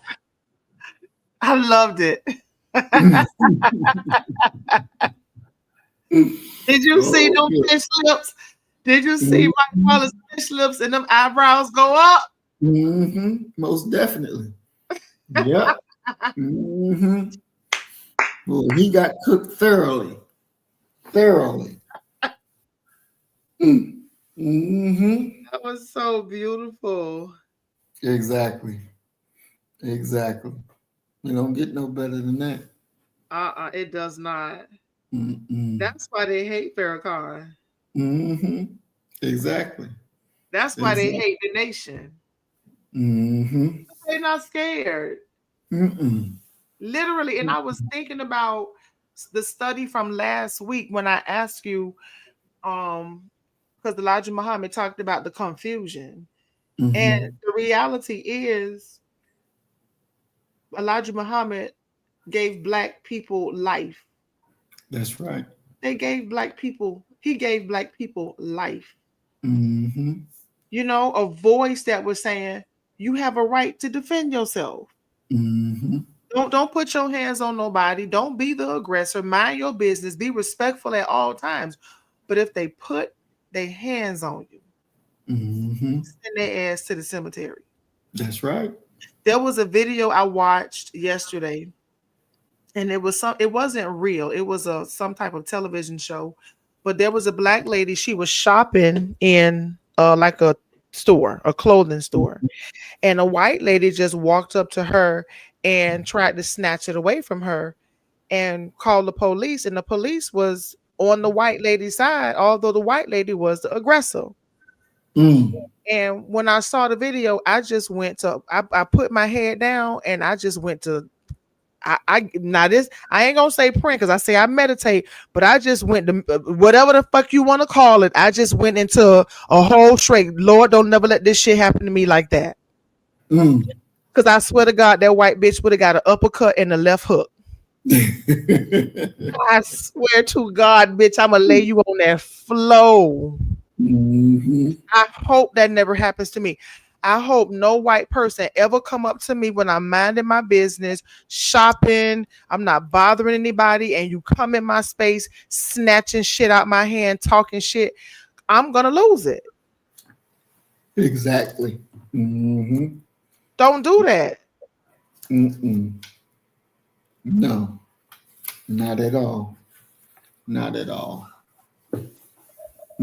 Just nasty for no reason. And the police officer, he's on the side of the damn white woman. And so the black woman said, I have it on tape, because the police officer didn't believe her. And the black woman was like, you don't have to believe me because my daughter was standing right there. She got it on tape. And that is what absolved her from that. And the police officer was like, okay, that's enough. You know, we finished for today. Everybody like go your own way. And the black lady was like, but don't you want to ask me if I want to press charges? Ooh. You know, that shopping while black phenomenon. But I swear to God, white people don't walk up to me and snatch nothing from me. Please don't do that. dear white people. When you see me in the store, leave me the fuck alone. Exactly.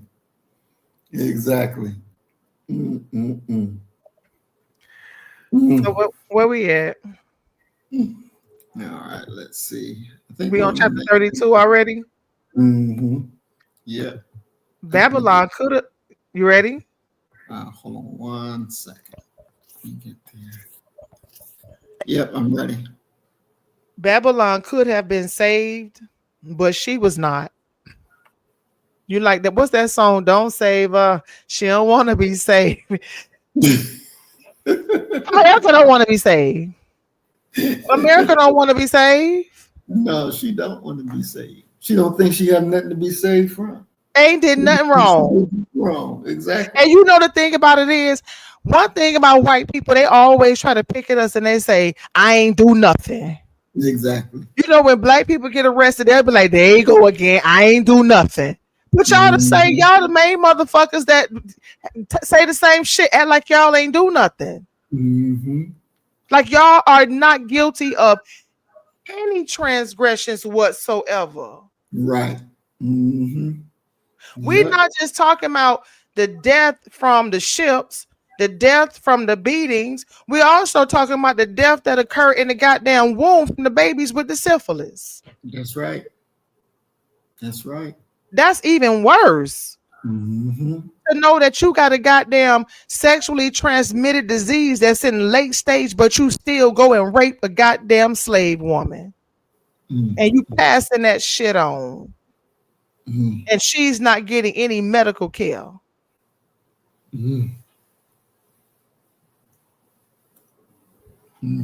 That's sick. and go lay with your wife and give it to her too.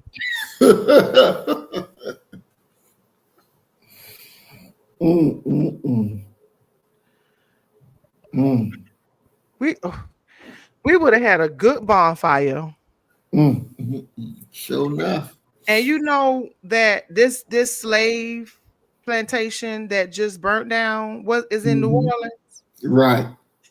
You know, black people, y'all need to get y'all shit together and stop this foolishness. Because now I just saw this lady, she's some type of voodoo priestess in New Orleans, and a lot of people were going to, she just came across my feed, and she was being thankful. She was saying thank you to God and the ancestors for the plantation burning. And I was like, yo, God is asleep. I said that to quite a few people. Why are you rejoicing that a slave plantation burnt down 400 years late? Right. You praising God for that? I wouldn't dare praise a God like that. You burn this bitch down 200, 300, 400 years after slavery? You should have burned them up down then. Yeah. We got to stop being foolish. Oh, that's God. Oh, look at God. Oh, look at the ancestors. That shit is not the fucking reason. Because the right time to do it was in slavery time. Right. So America could have been saved, but she was not. America seems to be the answer to many of the Bibles and the Holy Quran's prophecies. It is mentioned in Jeremiah chapter 51, verse 9, that ancient Babylon could have been healed, but was not. For her wickedness was such that she was neither healed nor forgiven. America is not going to be healed, and she's goddamn sure not going to be forgiven.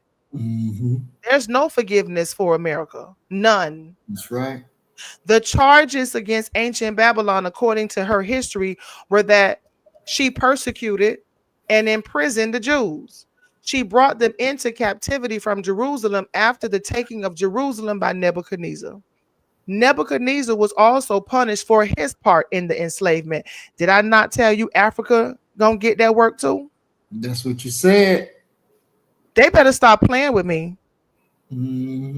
Elijah Muhammad said right here in chapter 32, verse 3, Nebuchadnezzar was also punished for his part in the enslavement. And when I said Africa is guilty as well for their part in enslavement, now people have a problem with that. Because I said, why should I run to the slave catcher away from the fucking slave master? I'm stuck between a rock and a goddamn hard place. Africa will be punished for her part in slavery, and I don't give a fuck who got a problem with that, because they guilty of it. That's right. I have read historical accounts where people were taking their own parents down to the white man to sell them. One man hated his goddamn father. Do you know how many children don't want to be corrected? Do you know how many children do not want discipline? And some of them goddamn children was selling their parents to the slave traders. One African man sold his 9-year-old daughter because he was trying to get out of debt. I got the historical records on that shit. But people don't understand. When I say something, I fucking mean it. And it's nothing you could do to make me change my mind unless you could tell me something better. I said what the fuck I said. I say Africa, I'm not running there. She's guilty too. And based upon what Elijah Muhammad just said, goddamn it, you're gonna be punished too for your part in enslavement. That's right. And according to the ancient history of Babylon. So run y'all ass over there if y'all want to, because the large majority of people that's running to Africa is running their ass back, having to start all over again, dead ass broke. You will not get me to do that. I'm not that dumb. I'm not that dumb. Mm-hmm. And if anybody out there want to give me at least $100,000 to go and start, okay, then maybe I'll try. But if you're not going to give me at least $100,000 to stop, drop my life, and take my ass over to Africa, you can kiss my ass twice. You can kiss my ass twice. I don't give two fucks about you. Because I said what I said and I stand on it. I'm gonna move on because I'm being real ghetto and ratchet tonight, as some would say. But there ain't no motherfucking one way to study history. I study it the way I fucking study it. Now, where was I reading, Maurice? We were on paragraph 1, chapter 32. Whoever the fuck, the Bible says a woman knows nothing. Who's that? I don't know. The Bible says women, and that's another reason why I don't fuck with the Bible. Don't let them, don't delete them. When you look in the Bible, women are whores, prostitutes, bleeding all over themselves, being treated like shit, gang raped. Why the fuck would I want to be a goddamn Christian? And the majority of women in there is being treated like shit. Because that's how white men treat their women. And that's the version that we're reading, the white male version. So I don't give a fuck what this person say. Women don't know shit. They just dumb. People just come on here to be fucking idiots. Yeah, exactly. They just really come on here to start trouble. They don't want to learn. They just want to cause trouble. And they don't have to be here. It's thousands of other channels that they go to. Exactly. They don't have to be here, but they take their miserable fucking time to swipe and listen and write some dumb shit in the comments. But it says that Nebuchadnezzar was also punished for her part in enslavement, and Africa will be too, according to the ancient history of Babylon. King Nebuchadnezzar had among the Jews whom he held in captivity Daniel, a prophet of Israel. The king did not love Daniel and his prophethood, but he was able to get Allah's prophecy of the destruction of Babylon from Daniel. But remember, he still held Daniel as a slave and a prisoner with the other common Jews. Under King Belshazzar, Daniel was still alive and was used for the revealing of God's aims and purposes against Babylon. After studying the history of the destruction of ancient Babylon under these two kings, we have a very good graphic picture pointing to a future people and country. The words, "we would have healed Babylon, but she's not healed," do not say why she was not healed. Was there a possible chance for the Babylonians being forgiven because of the evil done to the Jews, the sacking of Jerusalem, the destruction of their temple, and the bringing out from her temples sacred vessels to be used for sport under Belshazzar's reign? Could this crime of the Babylonians be forgiven? And if not forgiven, what does this teach us? Have you ever heard that there's a 52-mile long library in Rome? No, ma'am. I heard that years ago. I've never been able to prove it. But they say in Rome, they have a library that's allegedly 52 miles in length. Because, these people have gone all over the world stealing and plundering. Exactly. And they have a lot of our ancient artifacts. And they don't want to give it back because it reveals a lot about who they are and who we are. And though, as far as I'm concerned, they are sacred vessels. Right. And he say the sacred vessels, they use it for sport. What is that? In they got their museums. They show you what they want you to show, what they want to show you. That's right. If you all have never been to the Metropolitan Museum of Art, please go. That is an amazing experience. And also go to the museum. I think it's the British Museum. Try that one as well. The artifacts on the Egyptians is exquisite. We were sleeping in beds with mattresses and linen chests, buried with gold toes, some people, combs. We were doing surgery. We were taking family portraits. Like you name it, we were doing it. We had condoms. Did you know that? In ancient Kemet, they had condoms. No, I didn't know that. Yeah, they had condoms in ancient Kemet. They were doing dentistry, surgical procedures. Like we the shit. Mm-hmm. And our sacred vessels are used for their sport. Elijah Muhammad says, is not the history of ancient Babylon's unforgiven evils a sign that a future enslavement of God's people, the American so-called Negro, will not be forgiven? Mm. Yet there may be a chance, as Babylon had, but they would not do that which God desires them to do, so that he may pardon them and forgive them and prolong their time. Don't you just hate when presidents come and they be like, oh, I'm so sorry for what happened I hate that. Mm-hmm. Mm-hmm. What they say, a day late and a dime short, or something like a day late and a dollar too short. $1 short. Yep. Yeah. Day late and $1 short. An apology is not gonna fix this shit. No. It's just not gonna fix it. No. No. And then when we, just like we were talking last, when we did that video with Emil, and like he said, oh, black people talk gibberish. Okay, well, that is a product of slavery. Mm-hmm. That is a remnant of slavery. But if I speak Ebonics or broken English or whatever the case may be, now people have something negative to say. They're not talking about where the shit came from. Right. They're not talking about where the shit derived from. They're not talking about how the fuck it got to this point. It's just, oh, ratchet ass bitch, oh, ebonic ass gibberish. Like, no. Right.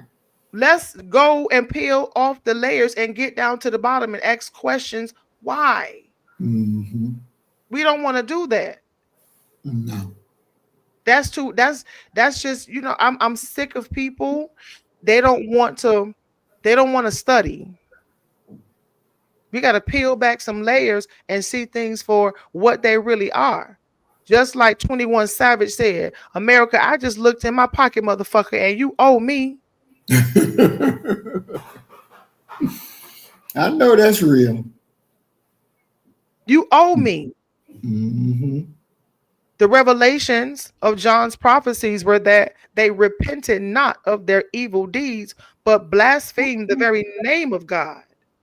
Therefore, when a man is guilty of a great evil done against the cause of God and his people, he cannot be forgiven unless he seeks forgiveness himself. We see this in the working of the fall of America today. I say fall, for most surely this is the divine fall of America, as it was of ancient Babylon for its evils done to the Jews. Even to this late date, America does not want to repent of her evil done to her black slaves. I have given her a right chance, but she does not want to do justice by her free slaves to get an extension of time from Allah. She should free the slaves indeed. The ignorant ones who want to stay with her just because they are too lazy to accept their own responsibilities or too much in love with the unalike white people who have attracted them to such an extent that they have become a charm, want to remain with this white master even if they are just given food and shelter. This type of people is not wanted by any nation. No nation wants slaves on the basis of taking the responsibility to care for them when they can care for themselves. The American black once slave for 400 years had now become a free, proud slave and a lover of the children of the once slave masters. The refusal of white America to do something about justice for her so-called free slaves is bringing her into the same type of judgment that God brought upon ancient Babylon. Jeremiah chapter 51 verse 45 mentions a warning to the people of God to flee out of Babylon. Could this be referring to the captive Jews In ancient Babylon, if God called the ancient Jews his people, it was for a sign of a future people that he would choose to call his people, the American so called Negro. The black people of America today are called his chosen people by God himself, chosen by him to build a new government based upon truth, freedom, justice, and equality. And this type of government is to live forever and never to be removed from the people, according to Daniel's prophecy of a kingdom of God set up in the last days, the government of which will not be left to the people. God himself will be the head and the ruler. In ancient Babylon's history, the enslaved Jews were ordered to flee out of her midst and be delivered, every man his soul, from the fierce anger of the Lord. Jeremiah. The last book of the Bible, the Revelations of John, makes this a little clearer. Both prophecies are similar, but the one in Revelations is warning a people to flee out of Babylon so that they be not partakers of her sins of Babylon and receive not of her plagues. This showed that God was going to plague Babylon and that his people should not suffer the divine plagues sent upon Babylon. They are ordered to flee out of her. Jeremiah 51, verse 45. This is a future prophecy of a future Babylon, similar to the ancient Babylon under the rule of Nebuchadnezzar. The history of these two kings of ancient Babylon teaches us that they held slaves who were trying to serve the right God. The coming of Allah in the person of Master Farad Muhammad, to whom praises are due forever, was for the deliverance of the lost and found people, black people, from a 400-year-old enemy who has never shown them anything but evil, murder, and death. I'm going to read that one again. The coming of Allah in the person of Master Farad Muhammad, to whom praises are due forever, was for the deliverance of the lost and found black people from a 400-year-old enemy. You got a lot of sound in the background. Hold on.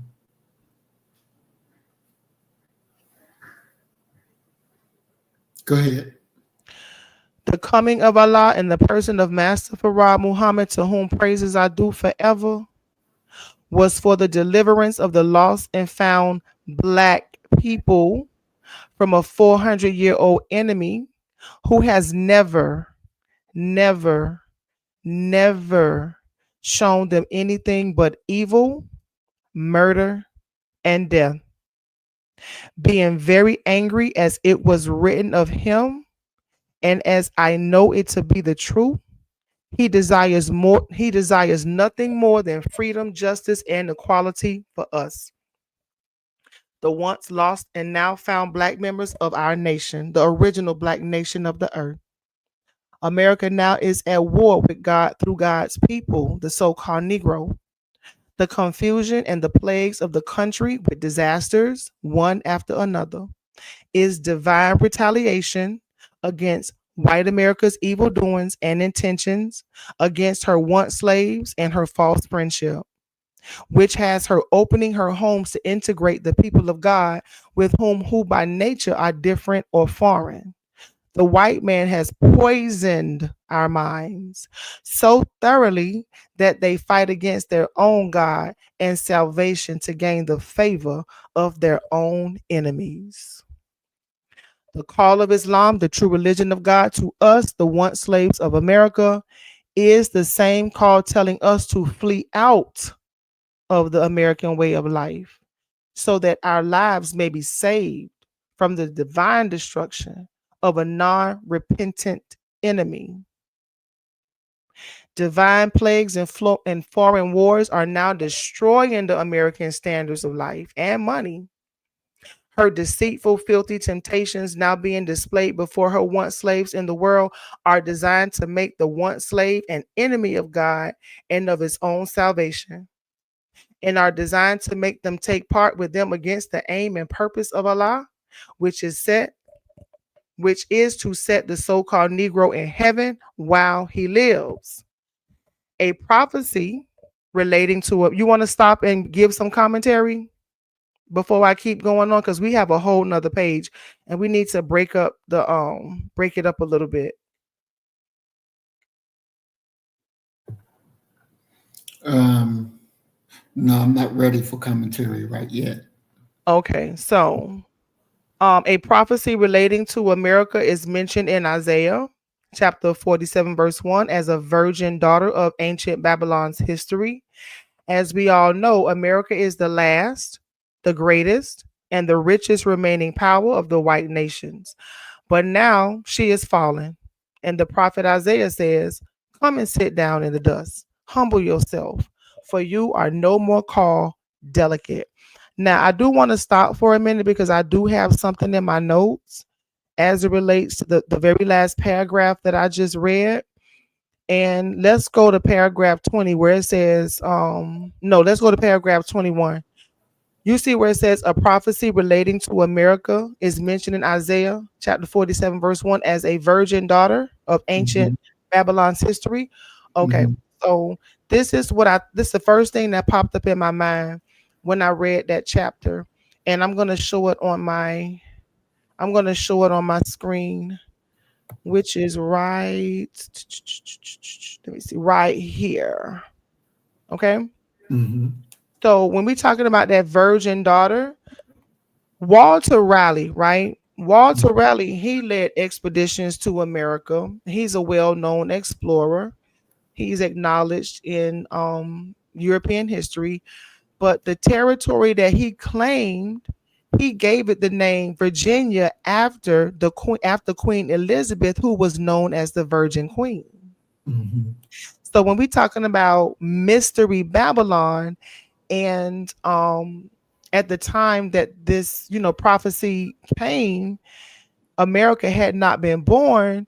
But when we look at the clues and start putting the pieces of the puzzle together, another piece to that puzzle, Elijah Muhammad said, virgin daughter.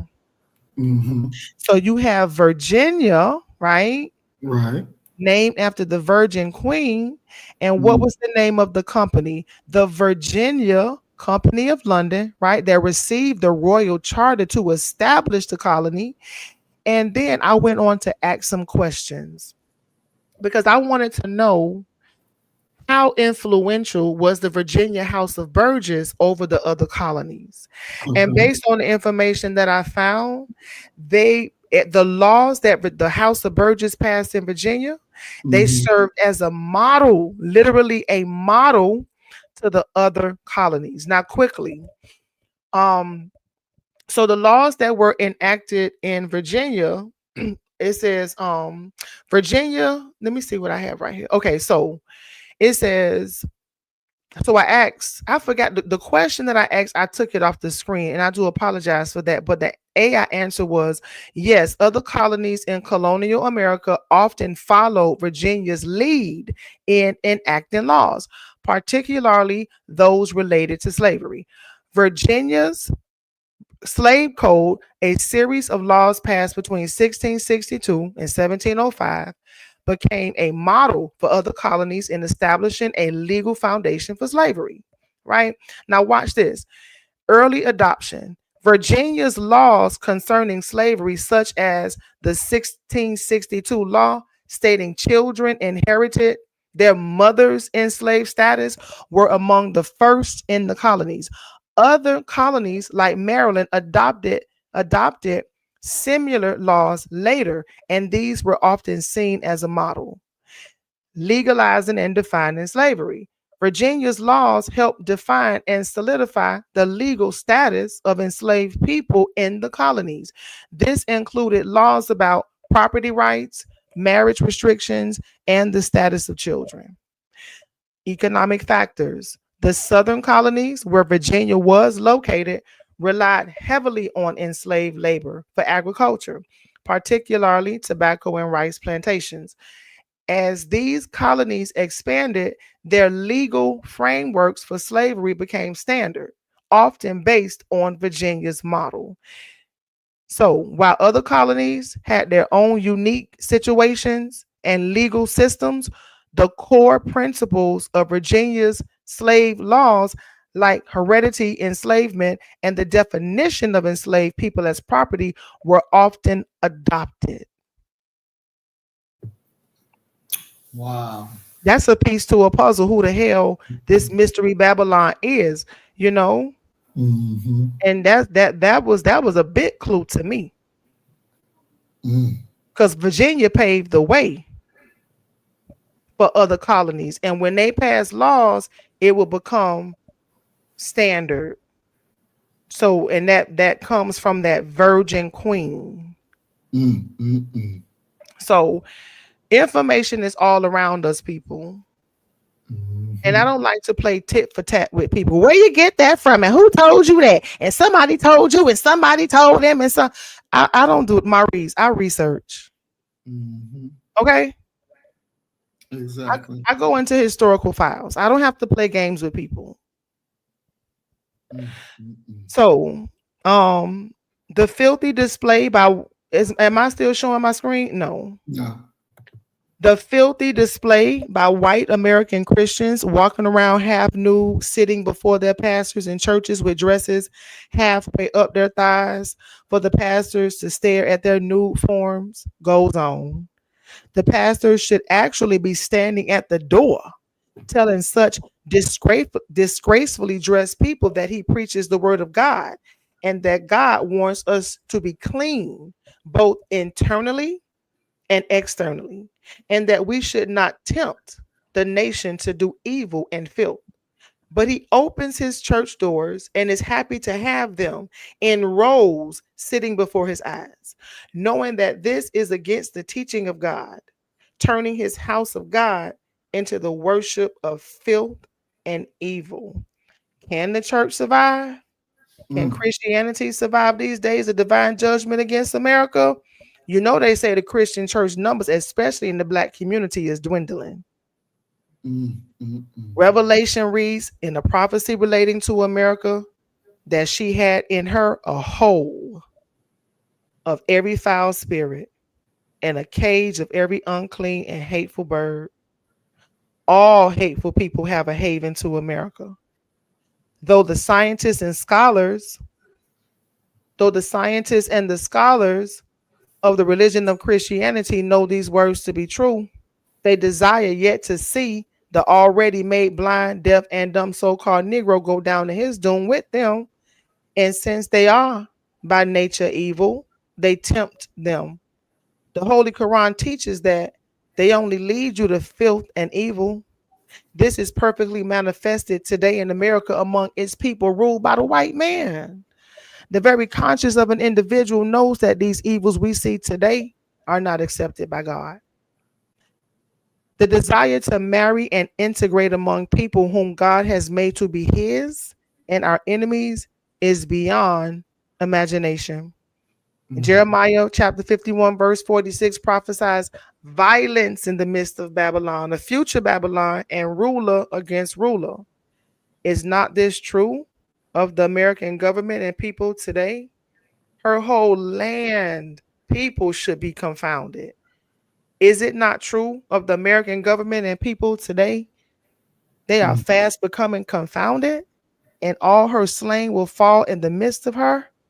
Every hour in the day and night, people are being murdered and killed in America throughout her cities and highways. Murdering and killing is the order of the day. Now, watch this. When I read that, I said, well, I wanted to get some statistics. I really wanted to get some statistics to see statistics were in regards to the crime rate. And I want to show you something that I just found this today. And you see, I put my name on the slides now because we have visitors. So they can do their own. I don't work for nobody. So I can be just as petty as the next bitch. And so this is from the federal government, the Federal Bureau of Investigations.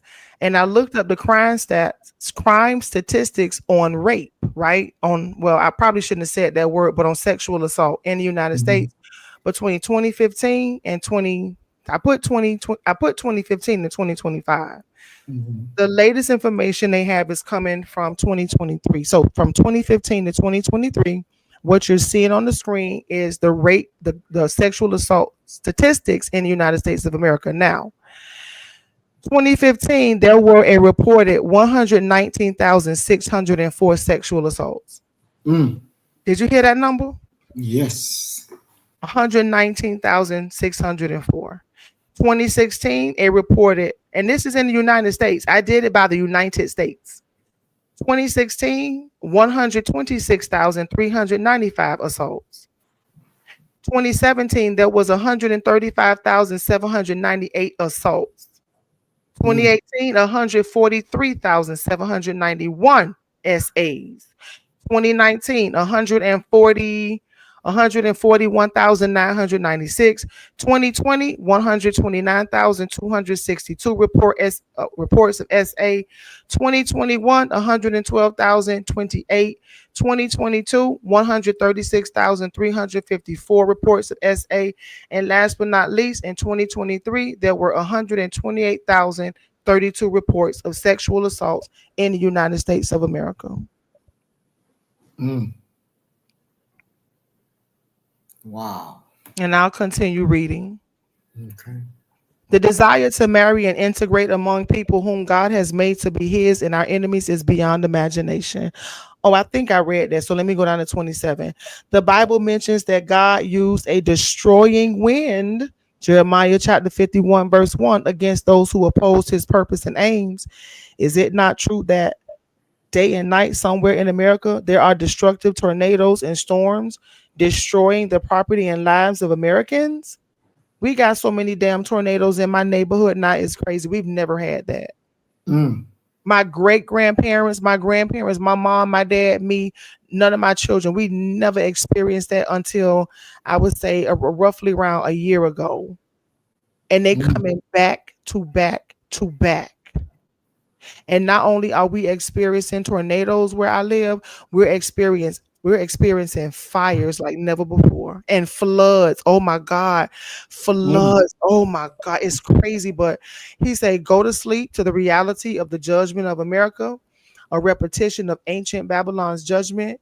If you like to be caught in the snare, as God has said, he laid a snare for ancient Babylon, and ancient Babylon was taken in that snare. So it is in America, long before America ever thought that she should repent of her evil done to her slaves or reject repentance. God has set the snare to catch her. America is now in the same snare that God set for ancient Babylon. Will America repent that she should be healed, or will she ignore it? And that is the end of chapter 32. Wow. Interesting. Very interesting. You know, I got caught at the part where you were talking about Virginia, and that it was through Virginia leading the way that defined what an enslaved person is, or the rules for an enslaved person. And it was very interesting. I'll just read a little bit of it.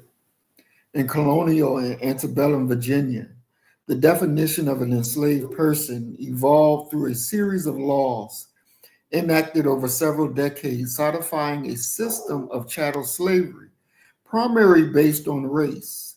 Key legislative acts, legal principles shaped the definition, stripping individuals of their freedom, fundamental human rights.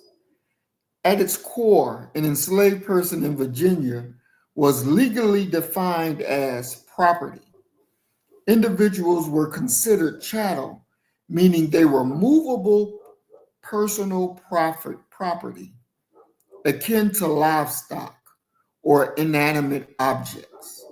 The 1705 Virginia Slave Act was a landmark piece of legislation that explicitly codified enslaved people as real estate, allowing them to be bought, sold, leased, inherited, and seized for the payment of the enslaver's debts. Heredity status based on the mother. A pivotal 1662 Virginia law established the principle of partus sequor venum. This is Latin phrase means that which is born follows the womb.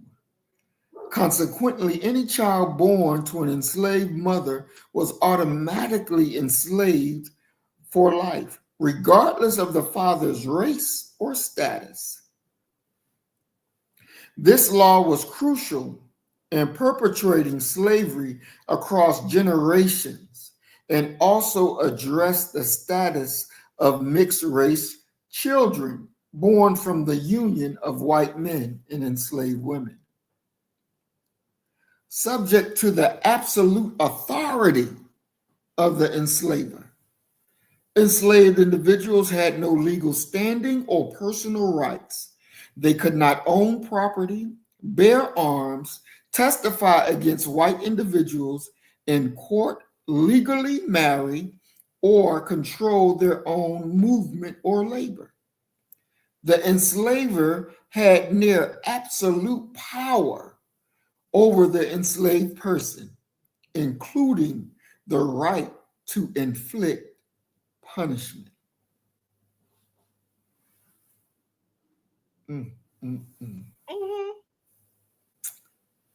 Wow. People don't have to study and research and stay on the surface. When I read this book, I don't stay on the surface. I go and I ask really tough, well, to me, really good questions. And the information that I pull up is amazing. You people, you don't have to just read the book straight through. Stop, drop, ask questions, do some research. Because there's so much information that's wrapped around this book that we could be doing this book for 10 years and still not finish. Because there's so much information that I can't even present because, time is of the essence. Right. But yeah, Virginia had a very big impact on other colonies. And that is definitely a piece to the puzzle. The Virgin Daughter, Virginia Company of London, Virginia House of Burgesses. When Virginia passed the law, that's the same way you see with California, Texas, and Florida. Right. They all in bed together. One passed the law, that shit just trickle on down the coast. It's just a matter of time. But just like I showed you that political cartoon when we first started the study, America is full. And she will burst. Most definitely. She will burst. There's only so much she can take in.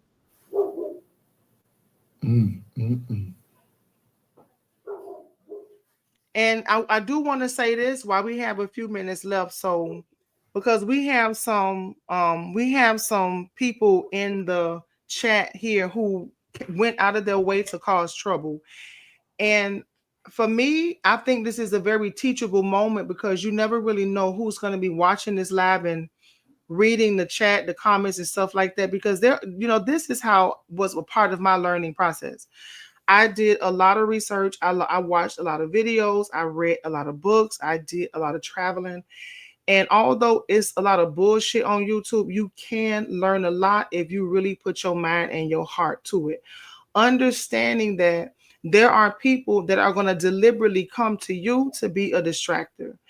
And so someone put in the chat that they mentioned that sin entered the world by way of a woman.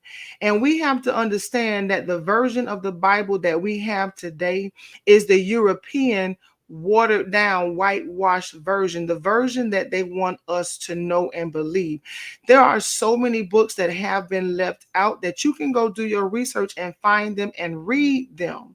Now, the Greeks and the Romans, they were extreme homosexuals.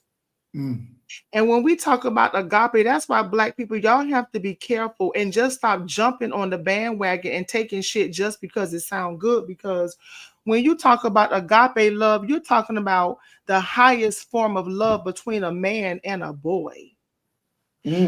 Yes, that's the Greco-Roman definition of love, agape love. That was the highest form of love between a grown man and a child, because we know that they were sexually active with little boys. They even took little boys with them when they went to war. They didn't give a damn about white women. They only use white women for procreation, not pleasure. Even today, white men are still the same.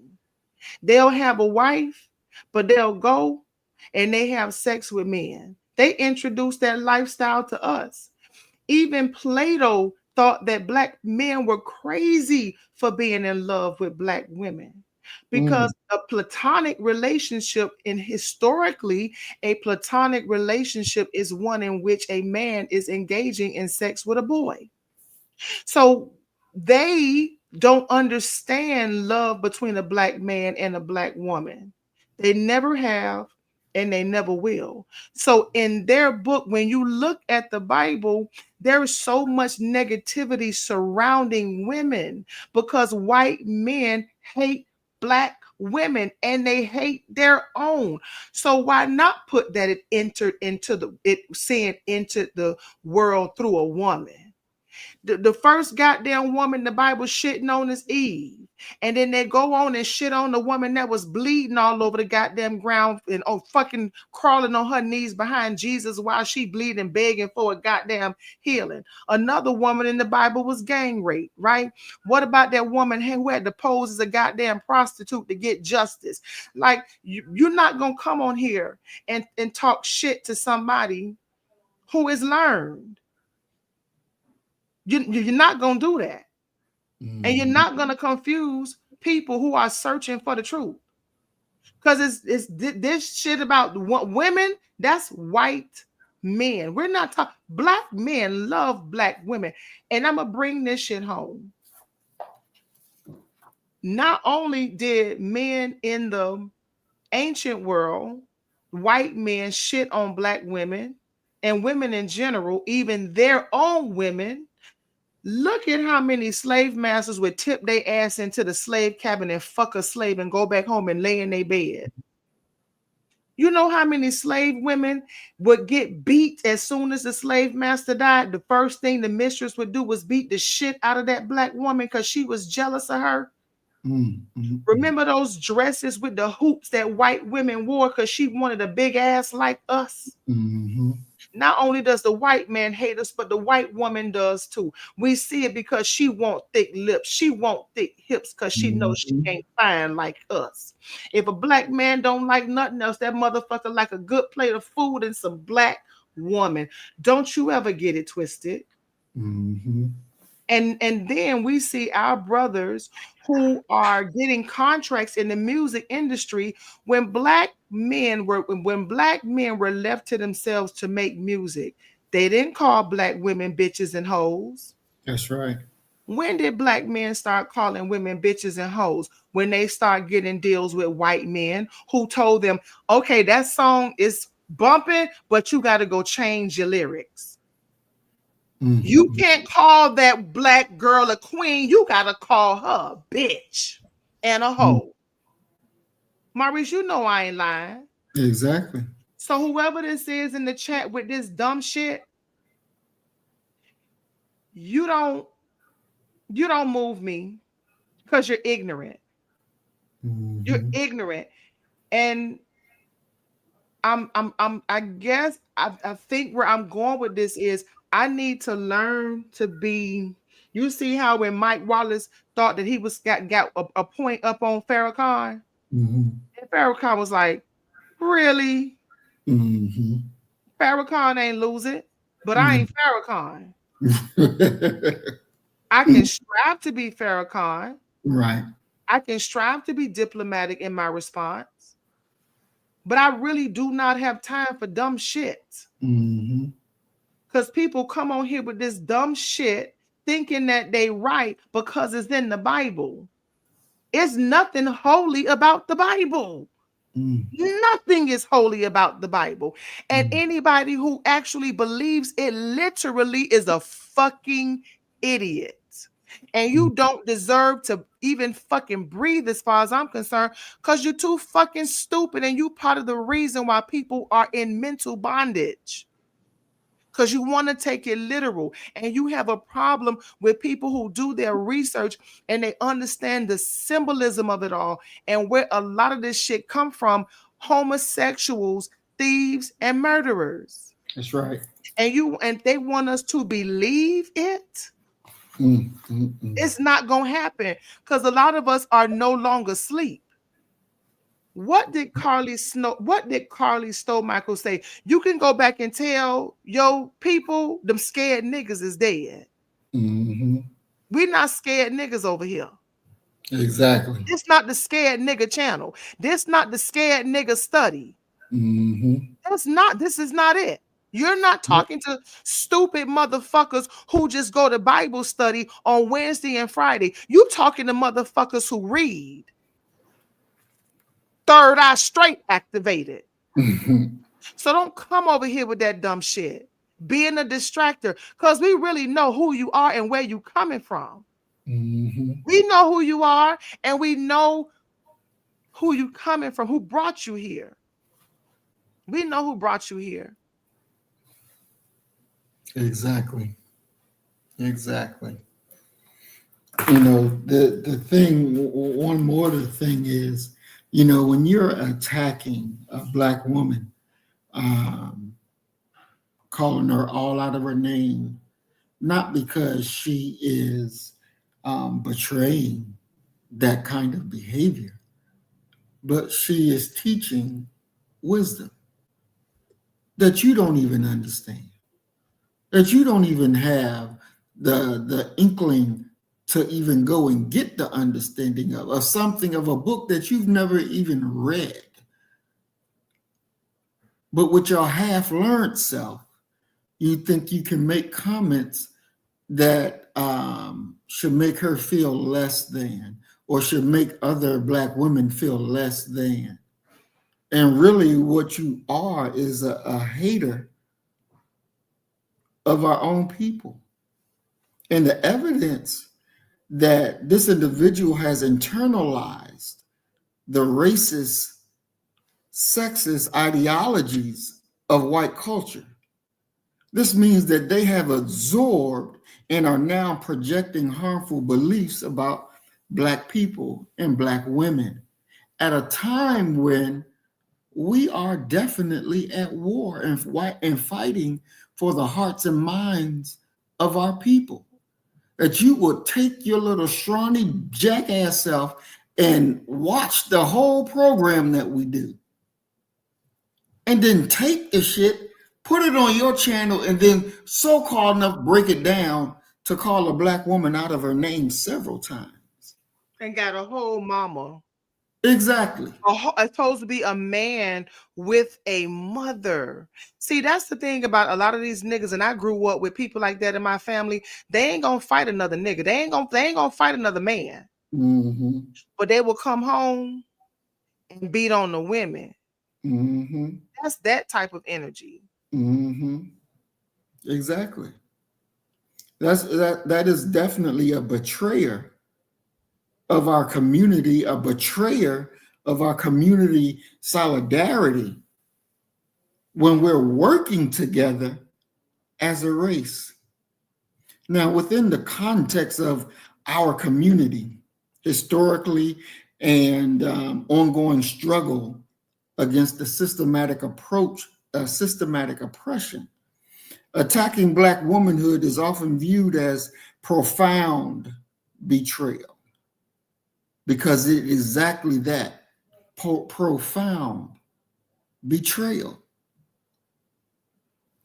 This cannot go and just be swept up under the rug. It is time for us as real Black men to bring all this shit to halt, to bring it to a halt, because your betrayal, your traitorous, treasonous actions have to be dealt with. Now, YouTube ain't gonna discipline you. They're not going to discipline you. They'll love that you call a black woman a bitch. And you're so proud of yourself for doing it. But your enemy sits back and laughs at you because you're attacking your own. Not because she's doing something wrong, but because she's right on point. And you can't attract that kind of highly intelligent woman to walk with you 2 feet. So you decide to come out and go on the attack. You're a traitor to your race, and you will be dealt with. Ain't no ifs, ands, and buts. I'm going to do a program about this week, because this kind of behavior cannot be allowed to continue. It is time that we begin to hold these bastards accountable for the wrong that they do. Because they'll quickly attack a black woman and won't say shit to a cracker. Won't say shit to nobody else. But you be bold enough to attack a black woman and feel proud about it. Yep. That's how they are. They cowards. Very cowardly. They cowards. No investigation. Don't even know me. I'm not even sitting like a lot of, and you know what? That's why let me tell y'all something. When it comes to the black man, you can't change my heart and my mind about how I feel about black men. I don't give a fuck. I don't give a fuck what they do. Besides, egregious shit, they need to be dealt with. But I'm just talking about black men in general. I love black men, and I'm going to always be on y'all side. Always. So I don't come on here to bash my brothers. I don't. Exactly. Maurice, let me ask you a question. Being that even Brother Roy, you still here? Brother Roy, if you still here, let us know that you still here. Because what I want to know, if you are a black man, any black man, if you are a black man in the chat right now, and you have been following our study, I want to know, how do you feel about me as a black woman sharing this information with the black family? What are your thoughts about it? Me, of course, I definitely enjoy it. You always bring something new to the table to make this study even deeper, because it has to be deeper. All jewels are buried within the earth, and you have to dig deep to bring it out. And you are always bringing something out, definitely, that I didn't even think about. So you're definitely enhancing this study, and you're definitely making us even more better, more fit to deal with the enemy, exposing all of his history and how they got here. So, to me, it's invaluable. I'm glad that you're here, and I thank God every day for you, for what the stuff that you do, because it ain't like you're getting paid to do it. You doing this on your own time and on your own dime. Ain't nobody paying you. But you came and you're sacrificing your time, your life, your energy to help us. And I love you for it. And I'm glad you're doing it, because this study would not, if it was just me on here, it'll be a lot left on the table. I can guarantee you that, because I'm truly blessed by learning what you're bringing to the table. Brother Roy said, I'm very thankful, especially today, as I had plenty of time to gain this knowledge. Thank you, Brother Roy. I appreciate that. Because I ask Maurice all the time, what people say, and did he get any comments, good or bad? Because when it comes to black men, I care. I really do love black men. I love black women, but my patience is real short with their ass, and you know that. It's real short. But I love Black men. I think highly of you all. I want to see you all prosper. I will be a great addition to the Nation of Islam, but there's just some things about myself I know they would not accept, and I'm not changing.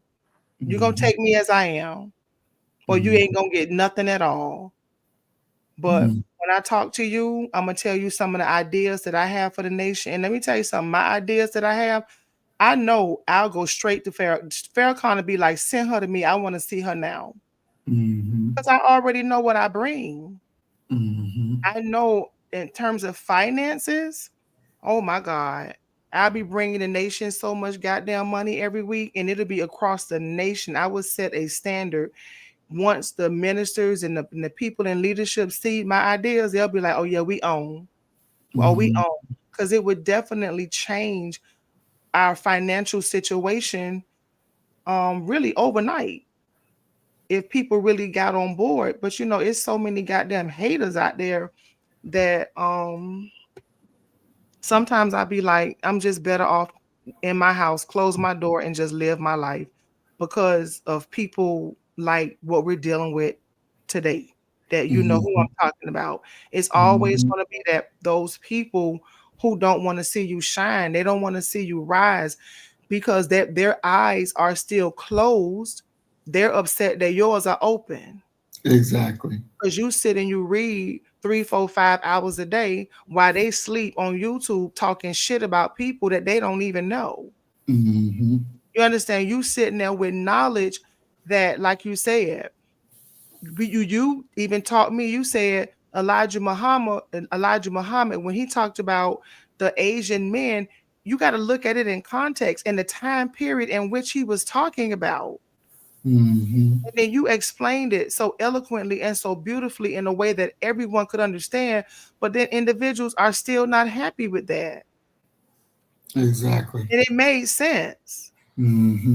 But common sense ain't so common. No. And people just want to be hateful. They just want to be hateful. Because a real man ain't gonna attack no woman. But let me tell you something, bro. You ain't attacking just any old regular woman. Understand that? You're not attacking any old regular woman now. If you come, bitch, you better come, bitch, you better come with a legion, motherfucker. Bitch, you better come with a motherfucking legion. I tell you that. And if you can't come with a legion, you better stand the fuck down. Exactly. Because I ain't gonna play with you. Exactly. Ain't no way. And Brother Roy says, old as I am, I heard things today that I have never heard before. And that's true. Because I know I ain't never heard that stuff before either. So I always be looking forward to what you bring on Tuesday because I know I'm going to learn something that I didn't know before. My head stay in the book.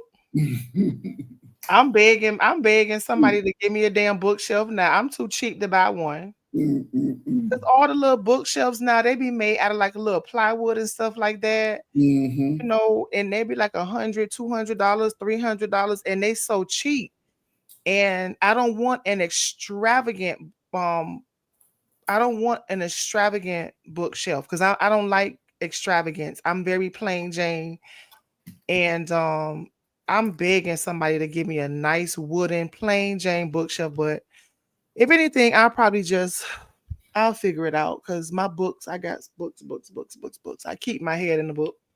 That's my life, my books. Wow. Interesting. So I'm quite sure we can definitely come up with a bookshelf.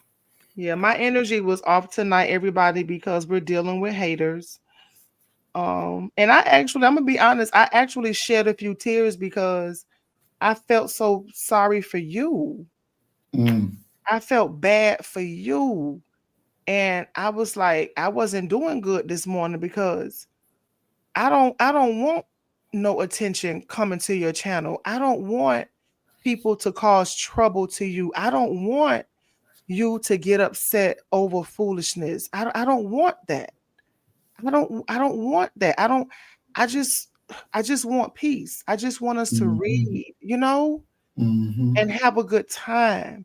Not to be going back and forth with people who get upset because of a goddamn paragraph on a page in a book.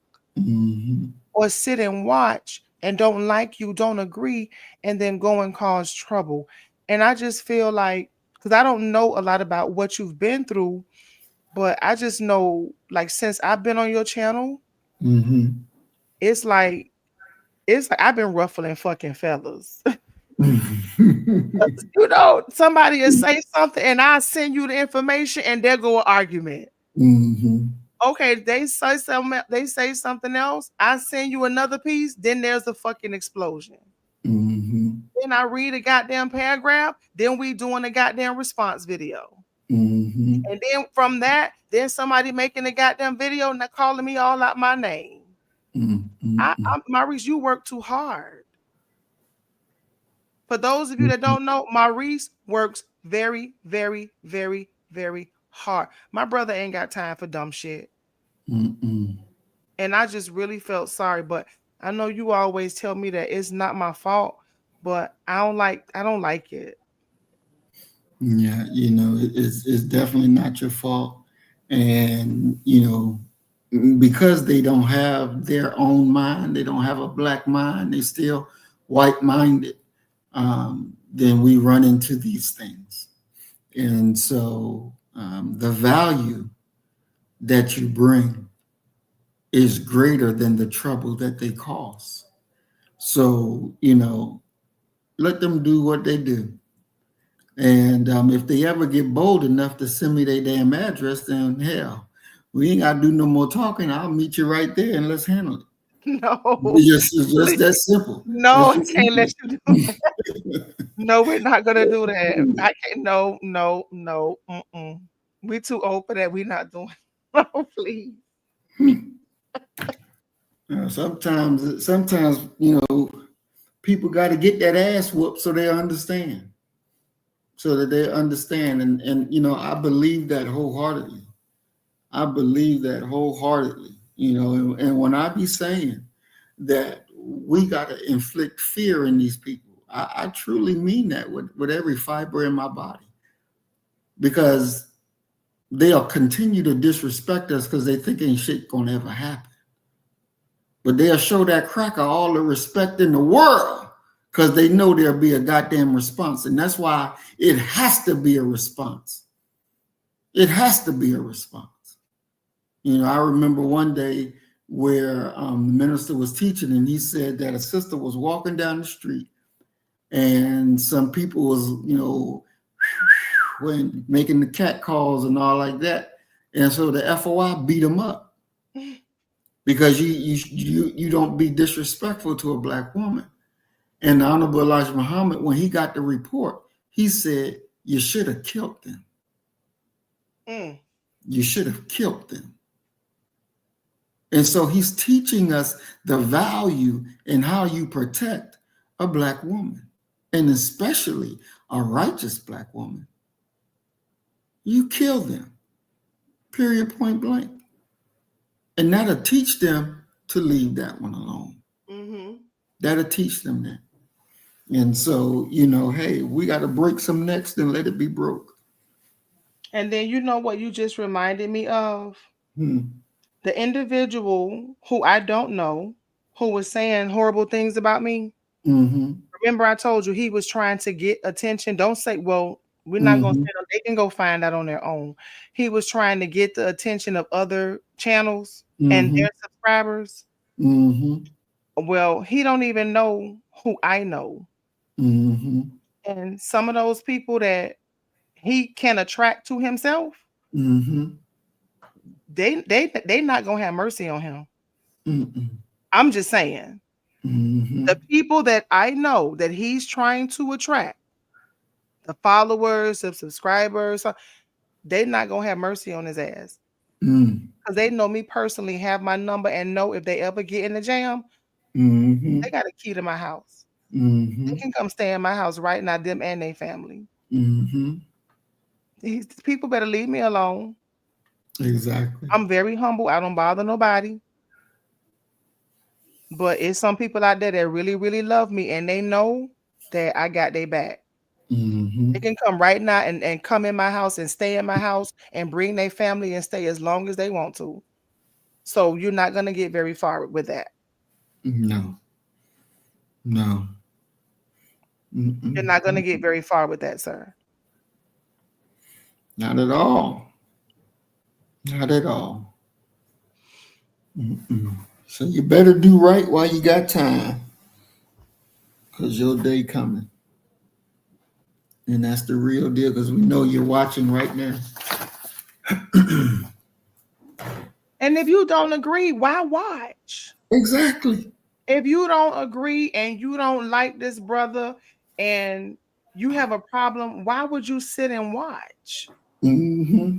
That's a person with a mental health disorder. Exactly. I don't give a fuck what nobody say. If you sit and you watch a motherfucker that you know you don't like and you got a problem with, and then you attacking other motherfuckers on his platform just because you want to get his attention, you got psychological issues that need to be evaluated. Because if I don't like you, I don't fuck with you. I don't even go around you. Exactly. I don't go around people I don't like. I unsubscribe. I tell them don't recommend this channel to me. Mm-hmm. I scroll past it, don't want to see it again. I'm convinced that I'm comfortable in my skin. Exactly. It's a lot of things that with the nation I may not agree with, but I don't talk shit about them. Mm-hmm. I don't talk shit about the nation like that. I just don't agree with certain aspects, but I don't go bash anybody. Right. And we talking about this some crazy shit with black people. That's why, we have a long way to go. We have a long way to go. We just don't get it. Mm-mm. We don't want to come together. There's so many of us who love separation and drama. Mm-mm. And we're supposed to be adults. And it's all for clicks, likes, subscribers, and views. Mm-hmm. And then they come right over here to the next goddamn study to try to, put shit in the chat like you really gonna move us from what the fuck we doing. We are not children. Exactly. We are seasoned adults. Mm-hmm. We don't play with our own fucking children. That's right. I don't play with my fucking children, and I ain't gonna play with you. You're not gonna come over here and ruffle my goddamn feathers. Mm-hmm. Because people like to they like to do shit like that. Right. And Exactly. just be childish and messy. Exactly. I bet you they got bad credit. They live in rat and roach people like that live in places with rats and fucking roaches. Because if you live in a nice house, the last thing you want to do is fuss and fight with somebody. Right. When you making over $100,000 a year and your bills paid and you have grocery, your car paid for, you ain't got no student loan debt, your children grown and gone, you living good and you could travel and stop, drop on the dime and go any fucking where in the world you want to, you ain't got time to argue with nobody. Exactly. Exactly. People are miserable. And misery loves company. Mm-hmm. And they stupid and they just mad because you not. Exactly. Fuck out of here. Yes, yes, yes, yes. All right, all right. Well, again, another awesome program, much learning in here. And, it really helps us to be who we are. We're still learning, we're still growing, taking it one day at a time, putting this piece together and that piece together so we can look at the full picture and understand the picture that we're looking at. And this is a beautiful thing. And I thank you, Sister Maya, for all that you do, seen and unseen, all the work and the hours that you put in, seen and unseen. I can't thank you enough for your love, your devotion, and your loyalty. Thank you, thank you, thank you. You're welcome. Most definitely. To all of our people who've been watching today, we thank you all from the bottom of our heart. We ask you to like and share and subscribe. Share this message, share the teaching so that our people can be resurrected. We cannot wait for the enemy to resurrect our people because they ain't going to do it. They are busy trying to keep our people down so they'll go down with them. And that we cannot have. That we cannot have. So we want to thank Big Brother Roy for being in the house. Peace and blessings, Big Bro. We are glad that you're here. Who else we got? Macinto TV. Peace and blessings. We're glad that you're here. I think I saw earlier Brother Willie Rivers. Peace and blessings, Brother Willie. Thank you for being here, Big Bro. Discussions with Dana. Peace and blessings. Sister, we are glad that you are here with us. All right. Earthman, peace and blessings. We are glad that you are here with us as well. And we ask you all to join us again. We'll be live Tuesday, next Tuesday. We will be live again on Sunday. And then as I spoke earlier today, we will be live. I will be coming back to do another program addressing some of the stuff that we talked at the end of this program, because certain things just really need to be said. And we got to handle that business. What day you think you're going to do that one? I'm probably going to do it if either tomorrow or Thursday. Oh, okay. Yeah, either tomorrow or Thursday, but I'll let you know for sure which day it is.